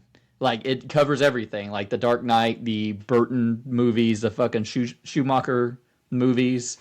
It has everything in it. So I just haven't been super interested in the Lego Batman or Lego any games for a while, but I will say that that's pretty interesting. That it's going to have like every iteration of Batman from like media for the most part. Probably not every comic adaptation, right? Mm-hmm. Not the comic ones. Okay. I think it's just the movies, like the Dark Knight legacy of it. So yeah, it's like I seen a clip of it where it had Danny DeVito's Penguin in it. So the disgusting, fucking puking black slime penguin.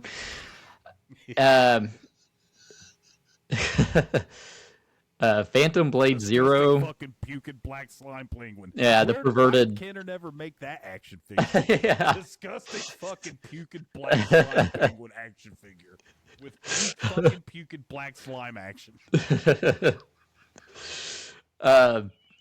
Phantom Blade Zero. I don't know anything about. Grand Theft Auto 6. Getting it day one probably with Penguin. Black slime puking motherfucker. Fucking puking DLC. Black slime penguin. Okay, Marvel's Wolverine apparently coming out this year. I'm getting a day one, maybe. Yeah, probably. Will it be on PC day one though? Probably not. That's what sucks. I'm not buying a PS5 for it, Wes. They're $7 million now. Come on, come to the Switch 2. I'm not buying a fucking PS Pro or whatever. Come to the PlayStation side. Not for that money. I would because I would buy another console to put in the other room, but not for that money, man. I can't do it. It's too much. Yeah, I have to buy a Pro. I mean, there's no point in buying the fucking NIMBY bimby fucking bullshit one. Ghost of Tsushima 2 is rumored. I don't know. We'll see. I'm going to wait for reviews for that. Another rumored one is from Xbox Bethesda, Fable. Are you interested in a new Fable? Well, they've been teasing that for a while. Like, I think they literally were saying they were going to make a new one 5 years ago or some shit. I'm interested. But the only Fable I ever played and cared about was the first one. Never played Part 2, never played Part 3, didn't give a shit. I played Fable and Fable Remastered. Because Fable Remastered was just Fable again. And those were fun. They were fun games, but I also remember that, Peter Molyneux is a notorious liar, and I remember being super hyped for that game for, like, all the shit he was saying you could do. And then when you get the game, it's basically like a 10-hour Zelda clone. And even then, like, I was so hyped for this game, I scheduled my wisdom teeth removal so that for the 3 days I was off, I could play this game. The first day I had this game, I beat it. Literally. The first day I had this game, I beat it. And then I played the game again the next day to try to, I did a good playthrough, and then I did an evil playthrough, and it just was like, it's not a terrible game, but I was let down because it was not the game I was promised, and I took it back and sold it. Now, when I went back and played Remastered, I had a little bit more fun with it, because I kind of did, like, some other things differently or whatever. I didn't just try to, like, get to the end of the game or whatever, but even still, like, it was kind of jilting, I guess, Yeah. Clockwork Revolution, Exile Steampunk RPG. I'm not familiar. This says unlikely, but always on the maybe list for a late year teases. Elder Scrolls 6. Nope, that's not coming out this year. We may get some fucking screenshots of it, or where they may show some shit, but it ain't coming out this year. I can give a fuck really, because it'll probably suck. Starfield is fucking terrible. I mean, like, I didn't buy it, but I watched enough people playing it, and when you go, literally every planet you went to had one cave with the same shit in it. Like, it's so fucking dumb. Nintendo, it says the only thing is like new 3D Mario. I don't know. I mean, whatever. It might be just rumored. Third party and indie, Hades 2, full 1.0 release. That'll be cool. Judas, Ken Levine's Bioshock, a new narrative shooter. Okay. I don't care. You don't like Bioshock? Not a Bioshock fan? Really? I just didn't care. I played the first one. It was all right, but it was like, it was one of those games everyone jerked the fuck off like it was the second coming of shit. And it's like, you ask anybody now, it seems like, and they all hate it. And I didn't fuck with it in the first place, so I don't know. I think that Ken Levine guy's kind of full of himself too. Mass Effect. People announce a Ken Levine project or a fucking blobbity blob new Howard project, I don't give a shit. That doesn't make me like you. Mass Effect 5 tease potentially late 2026. Never played. I didn't even know there was a game my whole life. Don't care. I played the first two. They were pretty good. Okay. I heard 3 was disappointing, and then I didn't even know there was a fourth one. When I say I don't care, I'm not dismissing that. I'm not saying these games suck or anything. I'm just saying I didn't play them and I didn't have any interest in them. That's all I mean. Yeah, I mean that's. I'm not. This is all well to anybody that might. This is all personal preference. Yes, exactly. I'm not trying to say it's. I'm not saying they suck. I'm saying I don't care. I didn't play them. That's all I'm saying. Yeah, Lords of the Fallen. Enough to me. Oh, Lords of the Fallen 2? I don't even know what Lords of the Fallen 1 was. See, I've heard that. I heard Lords of the Fallen. I mean, you were talking about it earlier. I'm interested in playing that Kingdom Come Deliverance 2 game. I'd like to play that. Yeah. But I don't heard good things. I don't know if my computer would run it, but that came out in 2025. But I mean, that'd be something maybe. Control 2. So, I beat Alan Wake recently. And Alan Wake 2 actually, and I was interested in Control, so I put it on because I already had it on PlayStation because it was like free, the definitive edition, and the game was kind of fucking hard. Like the first boss just obliterated me. It's like, okay, now walk all the way back to the boss. I'm like, fuck this. I don't really like this game that much anymore. So yeah, so it didn't grab me. Like you're shooting and you're like kinetically throwing shit, I'm like, it doesn't really appeal to me. So it's just not for me. So now let's dive into other shit, and I'll do it rapid fire since we've been on here for a while. But anything else you can think of games wise? Just let me like that puppet boxing game. Is it coming out this year? Yes. Like, oh my god, what's it called? Fucking stuffing beat or something. It has a really good name. I can't remember. That fucking shit looks super interesting. It looks cool, yeah. That looks really fucking cool. I'm gonna look through here on the games So hopefully Cleared Hot. That's that game that's reminiscent of like the Desert Strike games on Genesis SNES. Remember the helicopter games, three-quarter perspective. This is like a spiritual successor to that game. It's not 1.0 yet, but it'll come out. I'm looking forward to that. I'm looking forward to, let's see, Fumes, a full release of Fumes. That's the Twisted Metal game. Oh, okay, yeah. You've got the beta of that, and you've been enjoying it. Okay. Yeah, and then let's see.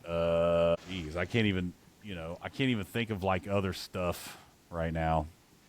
I'm trying to think of like TV or something. I mean, would even be. Oh, I got a whole list of TV right here, and I'll go through them. So, The Pit came out, and you probably haven't been watching it. I binged The Pit recently just to catch up with season 2. It's a Noah Wyle medical drama again, right? Yeah, it's very good. I really like it. It kind of reminds me of. Well, like Michael Crichton's family like sued because they were afraid it's like a sequel to ER or something.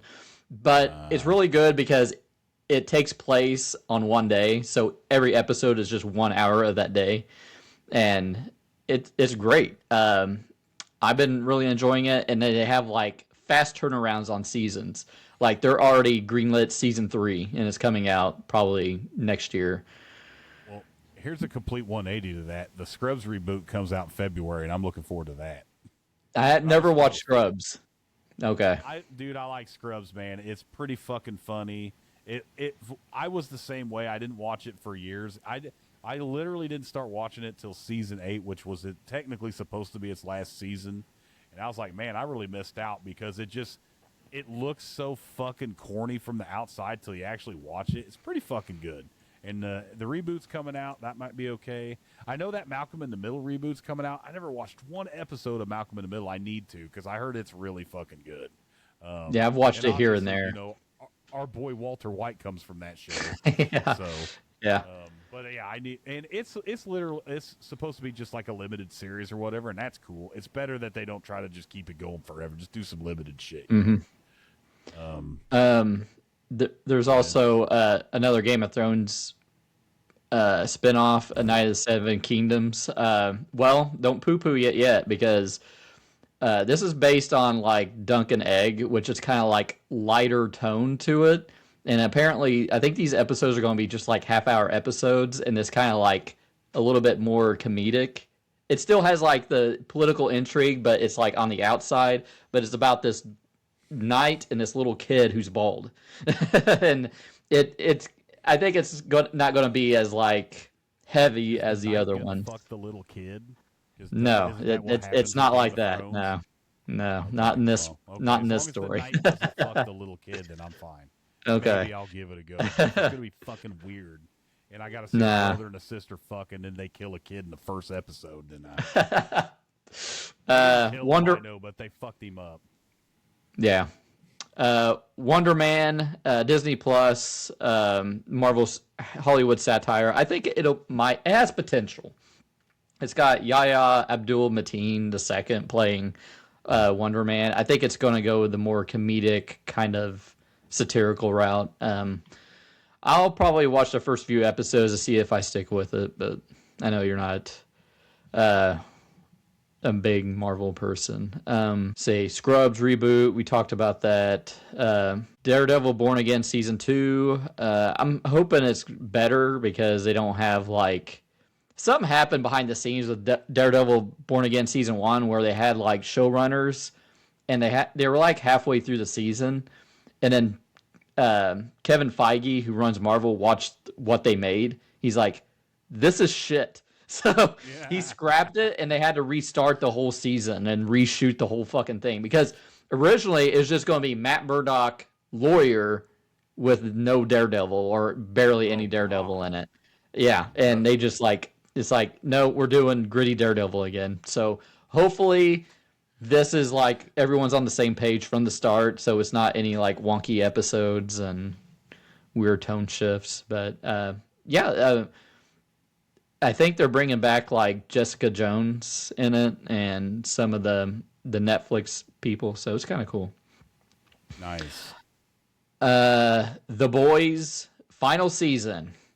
I'm looking forward to this. I think the last season was kind of disappointing because it seemed like they were spinning their wheels and setting up the last season like a lot of shows do. But yeah, I enjoy The Boys. Everything. It seems like everything Seth Rogen and his writing partner, like get involved with. It's Evan Goldberg. It's pretty good. Their stuff is pretty good. Like the Ninja Turtles movie, that show they have, the studio. I haven't watched The Boys, but my son keeps telling me I should watch it. And the only reason I never watched it is because of superhero fatigue. That's not a great excuse, but that was literally why I have never watched it yet. But I would be okay with trying to watch it now if it's the only thing I'm watching with capes in it. You know what I mean? I think you would like it because they lampoon all the superhero bullshit. Like it's basically like making fun of it and stuff. Malcolm in the Middle, Life's Still Unfair. It's a 4-part limited reunion series reuniting the original cast. If it's 4 parts, I'd check it out. Why not? Yeah. Euphoria. That's what I think is great. Is like just make these things limited. You know, it's okay to do reunions and shit. Just keep it tight. But like King of the Hill, man, I'm glad they're making those again. Like the fucking the new season that came out was really good. Euphoria, 4-year hiatus with this show. I'll probably watch it because I have my HBO nights, and I watch an HBO show on Sunday nights. I'll watch it, but I'm not expecting much because the guy that runs it is kind of a weirdo. Yeah, I will. Let's see. Wednesday. Don't care. Christina Ricci. Christina Ricci will always be my Wednesday. So. Yeah. The Witcher season 5. I haven't watched it past season 2. Liam Hemsworth is taking over for Henry Cavill because Henry Cavill was actually a fan of the series who was trying to help the series along, and then the showrunner pretty much got him fired from it, and then he just left. So, but he's going to doing a Warhammer show now, apparently. So, well, we'll see, because the thing with stuff like that concerns me is that a lot of times, if you're a big fan of something, sometimes you could still fuck it up real bad. So we'll see.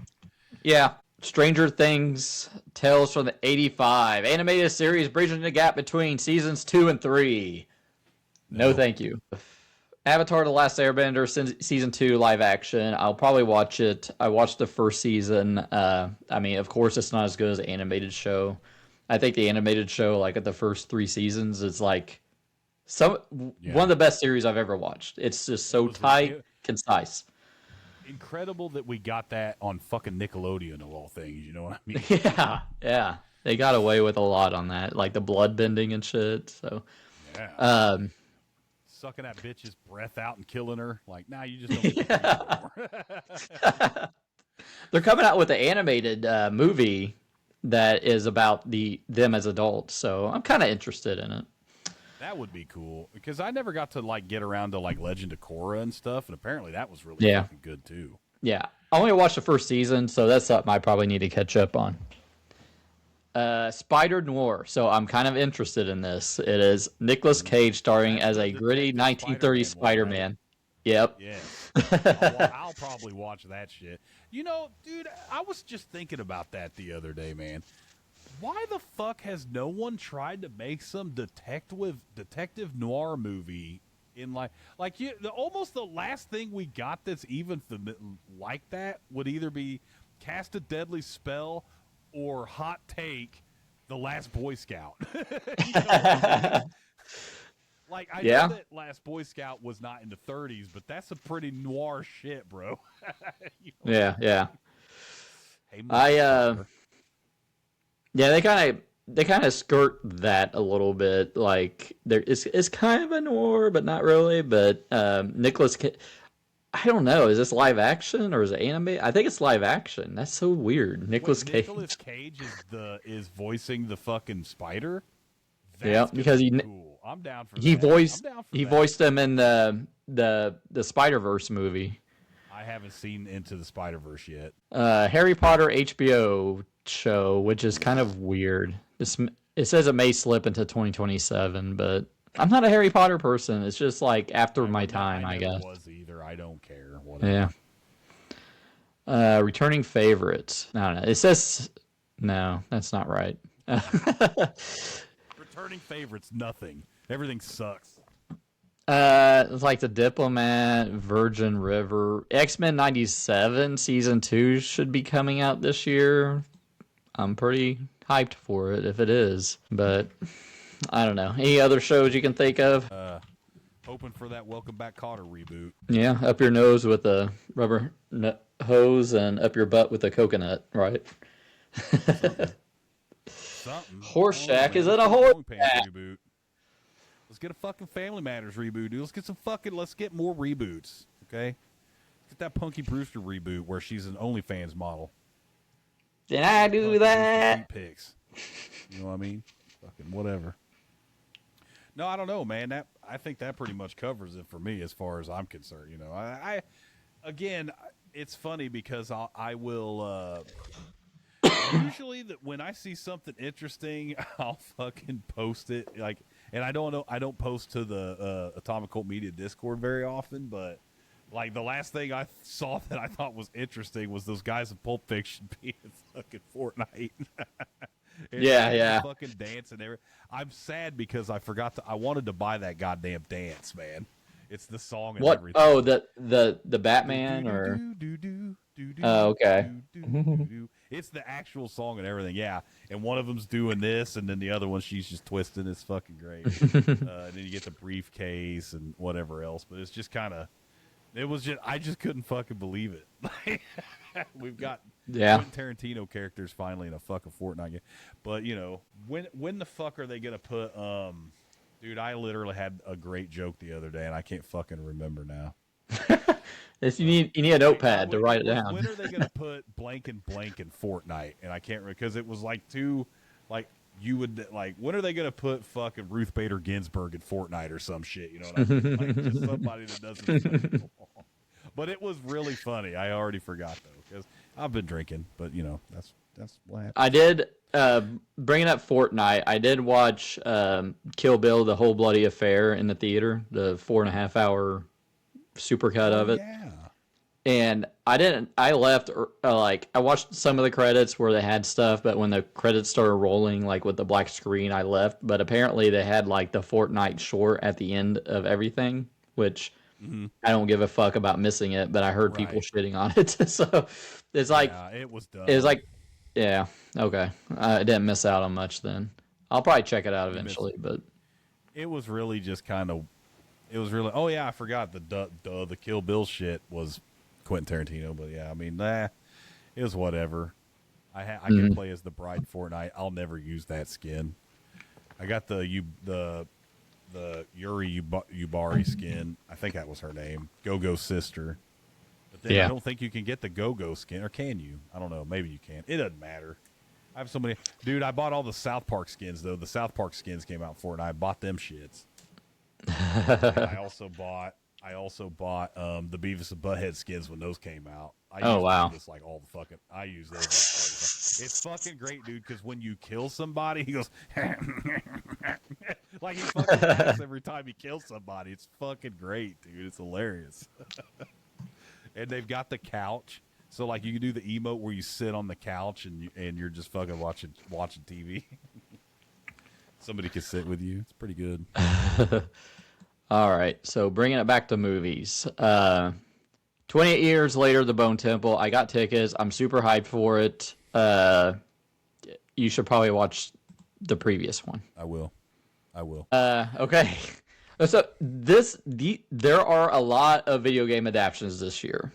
So here's one of them. The first one that comes out this year, and so Brent, who was in the chat earlier, he's he's like a Silent Hill 2 super fan, okay? Yeah. He bought me the remake of Silent Hill 2 to play it for him on stream. I remember that, yeah. So he got us tickets to see Return to Silent Hill, the horror adaptation based on Silent Hill 2. It looks terrible. He says it looks terrible, but he still wants to see it, so we're going to go see it in a couple of weeks. But sounds like a fucking good time, man. Maybe it will suck, but yeah. Yeah. Fuck yeah. Send Help. I got tickets to this too. It's like Sam Raimi horror version of Castaway. Yeah, it looks kind of interesting. It's Rachel McAdams, right? Yeah. And she's got her boss, and he's like, "I'm the boss here." Interesting. Yeah, if it's Sam Raimi, I'll be interested. You know, that's what I'm saying. Dracula Love Tale. I actually watched this and reviewed it on the channel, so that's Luc Besson's take on Dracula. Terrible. Heights up 26. I don't care about the Jordan Peele movie. I don't know about. Okay, yeah. Whether the end of it. Yeah. That was pretty nuts. I watched that. That was fucking insane. I like how fucked up directors will take on classic novels like this. So, Scream 7 looks like utter bullshit. I might go see it though because I got AMC thing. I was like, I'll just see it just to shit on it, I guess. I don't know. The Bride, another Frankenstein movie. This is with Christian Bale and Jesse Buckley and directed by Maggie Gyllenhaal. It looks interesting. It looks kind of like a punk rock version of Bride of Frankenstein. So I don't know if you see anything on it. Project Hail Mary. It's based on a book of the Ryan Gosling astronaut survival epic. I only want to see this because it's directed by Lord and Miller, who made like 21 Jump Street and like the Lego movie and stuff. They're pretty talented directors. I like the Gosling. Did you see? I like the Gosling. Yeah, he has some pretty interesting projects. They Will Kill You. I saw a trailer to this. This is the one with Zazie Beetz, and she's in a hotel with. Weird. Yeah, like she just and everyone's trying to kill the fuck out of her. Like what the fuck? But she like is whooping some ass though. So yeah, it kind of looks like Beats. too I like Zazie Beetz, and I like a lot of the actors in it, but it looks a little like too quirky, and it looks too similar to Ready or Not, which has got a sequel coming out this year. It's got a sequel coming out, yeah. Okay, so the Super Mario Galaxy movie, I'll go see it maybe. I didn't go see it because I didn't have Penny didn't want to see it, and I didn't want to go by myself with a bunch of kids and look like I'm a fucking pedophile or something. But I might go see it if I can get fellow adults to come with me. I'll probably watch that on streaming. Yeah. Pedophiles can watch movies in groups too, Wes. Just be careful. Yeah. Oh shit, yeah. Ready or Not 2, I like the first one, so why does everybody want to kill that poor woman? What the fuck, dude? I know. I saw the trailer for the second one too, and it's like now they're gonna kill her sister too. It's like, what the fuck? Yeah. Jesus. Michael, the Michael Jackson biopic. I'm interested in seeing it, but just because of how much of a disaster. It's his nephew. It looks kind of like him, before. Okay, that's right. Okay. Surgery. Yeah, that might be all right. We'll check it out. We'll see. It says this isn't right. It says May, but it's coming out December. But Avengers Doomsday, I'll go see it, but mostly before the X-Men. Yeah. Mortal Kombat 2, another video game adaptation. I think it looks fun. Yeah. Have you watched the previous one yet? Yeah, I did watch that. It's really good, man. I mean, it's better. It's better than I thought it would be. It wasn't 100% bomb ass movie, but I still want to see the sequel. I have more context now, I guess. Yeah, I'm hoping they learn their lesson from the mistakes they made in the first one, like making Cole Young the main character. And yeah, that was the one thing I hated. Is like, why are we looking to? I don't know. I guess they wanted to have some weird audience surrogate or whatever, but yeah, they'll kill him at the beginning of the second movie. It's fine. He'll die. Yeah, he's barely in a trailer. The Mandalorian and Grogu. I don't know. To it. I want to see the end of the story, man. I still like those first couple seasons, and I know it got shitty. I know, but let's not let that shit tarnish the entire fucking thing. They might do it right. All right. I'm hoping. I'm not saying it will. I'm gonna hold out hope for that, because that was what everybody wanted Boba Fett to fucking be. And Boba Fett ended up being a wet fucking fart, and I always thought that shit was stupid that everyone was like, oh, Boba Fett's awesome. Like, no, Boba Fett was a mute, dumb motherfucker that was in a half a second of fuck. The only reason he was cool was because of goddamn Dark Horse Comics. And then even then, look what happens when Dark Horse Comics lost control. It fucked it up. But the Mandalorian was cool. And yeah, he's got a sidekick, but you know what? Everybody likes that sidekick that's in that new Predator movie. Everybody said he was really cool. So if you're going to like a Predator sidekick, you better like Grogu, cuz. Not Bud. I'm saying the royal you. Yeah. So it's okay to have a heart, is all I'm saying. Okay. Yeah. Have a little heart in a Predator movie. No, I'm okay with it. I didn't hate it, but yeah. It could suck though. It could be a piece of trash, but it's the end, and the way they're marketing it, where it's like almost like a adventure movie. Literally, they're marketing it like an Indiana Jones movie, kind of. So, I mean, if it's like that, where they get, it's not so. I want to see that. Yeah, it might be fun. I hope it is. I hope the Star Wars thing I'm interested in the last 4 years is the Mandalorian. That's it. Yeah. I didn't give a fuck about it. Well, Andor, I do. I need to watch Andor again. It was good, but all right. So June, Masters of the Universe live action He-Man. I want to see it. I'm interested. I still think if the story is still the way it's written, we were talking about, that still seems kind of weird. But from everything I've seen of like the costumes and stuff, it seems like they're actually kind of taking it seriously. So we'll see. Yeah. I'm interested too, especially Masters of the Universe was just a toy commercial, so yeah. I mean, you have fun with it. You don't have to take it seriously. I know for years we wanted like a dark grim gritty version of like a barbarian movie or something, but I don't think we need that now. I think like How just would it lean work? into the I mean, yeah. that's the thing, is it has too many wondrous elements in it, you know. All right, so Scary Movie 6, the Wayans brothers return to the franchise. So That might be all right. yeah, especially with Naked Gun being as good as it was, and then having such a long hiatus, and horror movies have really morphed since then. I've really changed, and I think there's a lot of like opportunity to spoof these like elevated horror. You know, it's about trauma, or like the super gory shit like Art the Clown and stuff. So I think it has potential to be pretty good, especially with the Wayans brothers returning. Yeah, exactly. Toy Story 5, like, I'm interested. I kind of want to, like, Penny hasn't watched any of the Toy Story movies. I'm kind of, like, excited to kind of watch the Toy Story movies again with her. Yeah. And she see it for the first time. And, like, I don't know, like, when they announced 4, and I watched 3 in the theater, and that was, like, the perfect end to a trilogy. It's so good. And then 4 came out, and I watched it. I still liked it, like I still enjoyed it. They still had, gas in it. And then this one's more about kids choosing like iPad over toys and stuff. So I get where they're coming from with this. There's a story to tell in that. So I'm not against it. Well, the big fad now are these AI toys, and they're telling them how to make pipe bombs and shit. For real. All right, Supergirl, Woman of Tomorrow, the first DCU movie centered around Kara Zor-El, not directed by James Gunn, the first DCU thing. So, what are you thinking about this? I mean, I know you got the superhero fatigue and stuff, and you haven't even watched Superman yet, but I don't know. Yeah. I know that sounds like an excuse, but I don't know. Lobo's the only thing I really care about seeing in that movie. Mm-hmm. I need to watch the Superman movie, and then maybe I will care about this, but I've never really given a shit about Supergirl. I don't know.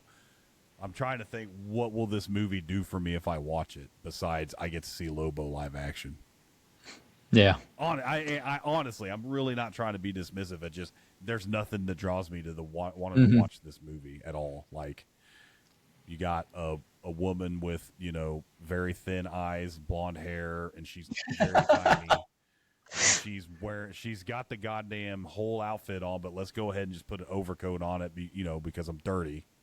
And then we're in the Wild West, and then fucking, okay.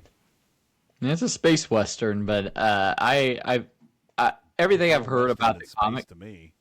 Besides there, I know there was some aliens and shit. I don't know. Yeah. It just doesn't look interesting to me. But maybe it would look more interesting if I watch Superman. But again, I don't know, man. Well, as part of my resolution of reading more, I want to read more comic books, and this is one I've been wanting to pick up because I think it follows it pretty closely. Supergirl, Woman of Tomorrow, it's based on that comic. And then I'm also wanting to read Absolute Batman, the hardcore fucking dark Batman thing. It's got like a trade paperback for it. So I'm looking forward to it. I'm interested to see how this first James Gunn movie, a non-James Gunn movie, does. Shrek 5, don't give a shit. Moana live action, don't give a shit. The Odyssey, Christopher Nolan, that's my number 2 most anticipated for next year. I think it'll be fucking awesome. Christopher Nolan, some epic like The Odyssey with Tom Holland and Matt Damon, and I'll watch it. Yeah, I'll definitely watch it. Probably won't be in a theater, but I'll watch it. Yeah. Evil Dead Burn. Evil Dead Burn. I don't know if you're not a horror guy. I haven't heard anything about that. What's that? Yeah. So, Evil Dead Rise came out, and Barnes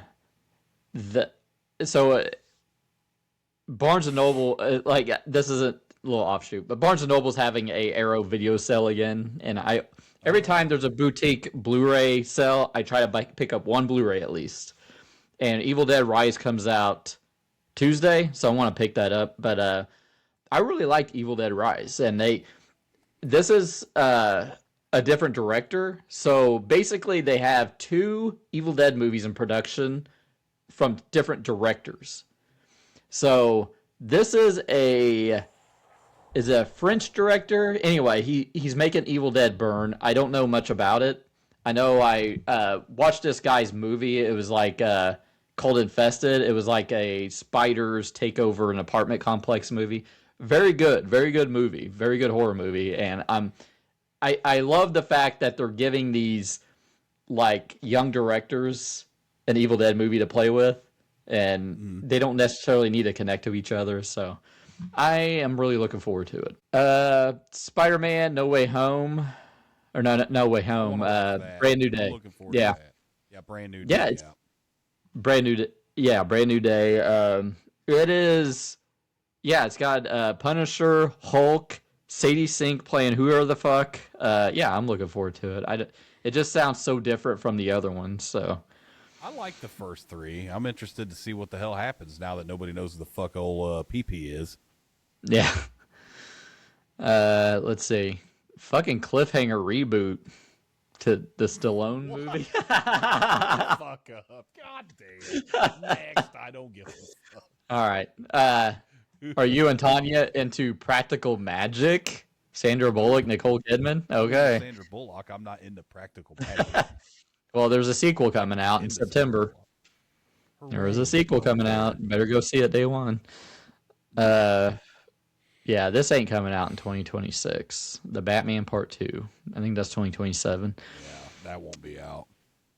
October 9th on my birthday, The Legend of Aang, The Last Airbender. That is the adult version of The Last Airbender. It's like the adventure they do. Okay. I didn't know this is coming out so late. October 23rd, Street Fighter. We've discussed this to death already. So, yeah. We'll talk about it 3 more times between now and when it fucking comes out. Hey, it gets views, man. You see that last one was like 3K? I haven't even been on it since then. Yeah. Probably shouldn't go and see. I'm sure people are there. I don't know. The comments aren't bad. Don't worry about it. Okay. Godzilla minus 0. So this is like one of the biggest surprises for me from a couple years ago. Godzilla minus 1, and I got the same feeling watching that. In it, right? Nope, this is a Japanese version of it. Oh, okay, yeah, that's right. It was yes, okay. Now I know. Yeah. So I watched this on like some like IMAX like screen. It was fucking awesome. Like it gave me the same feeling as watching like the first Jurassic Park. That's how good it was. Damn. Like the effects, the story, the human characters, very good. It's high praise. Yeah, it's probably like one of my top movies from that year. The Hunger Games: Sunrise of the Reaping. Don't care. Watch Battle Royale instead, I guess. All right, and we're at the end.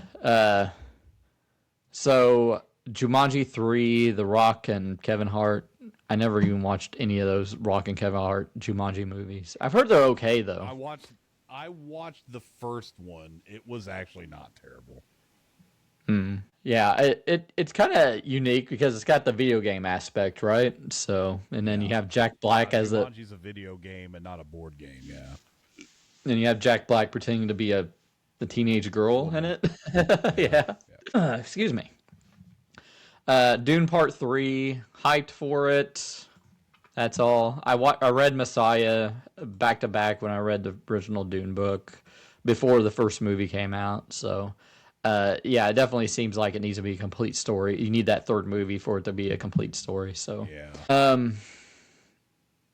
And then Doomsday comes out that same day, and then Robert Eggers comes out with Werewolf. So I'm interested in that. I like Robert Eggers, elevated horror, and Lily Rose Depp is in that. And she surprised me with how good she was in Nosferatu. So, TBD. Jordan Peele has a 4th film coming out. I already said that was on my most anticipated. We call it Soup. Yeah, Soup. Well, and I'll have my mind blown. Like one fucking name now is like Oh, Get Out was too much. Now, well, even the ones he produces has like one name, like him, and then Goat. So stupid. Wall. There's apparently going to be a Pirates of the Caribbean reboot. Who gives a shit? Constantine 2, apparently. Keanu Reeves returning. I don't know if you. Yeah, well, this is Fast X Part 2. It's supposed to be like the finale, so. I'm good. Anyway, that's it. That's it for everything in 2026 that we covered, and anything else that comes to mind. I'm trying to think, man. It seems like there might be some. There would be maybe some other TV shows. I don't know. I feel like I'm forgetting maybe a couple of things, but it's really not that big of a deal. As far as like games, I'd have to look maybe again and see.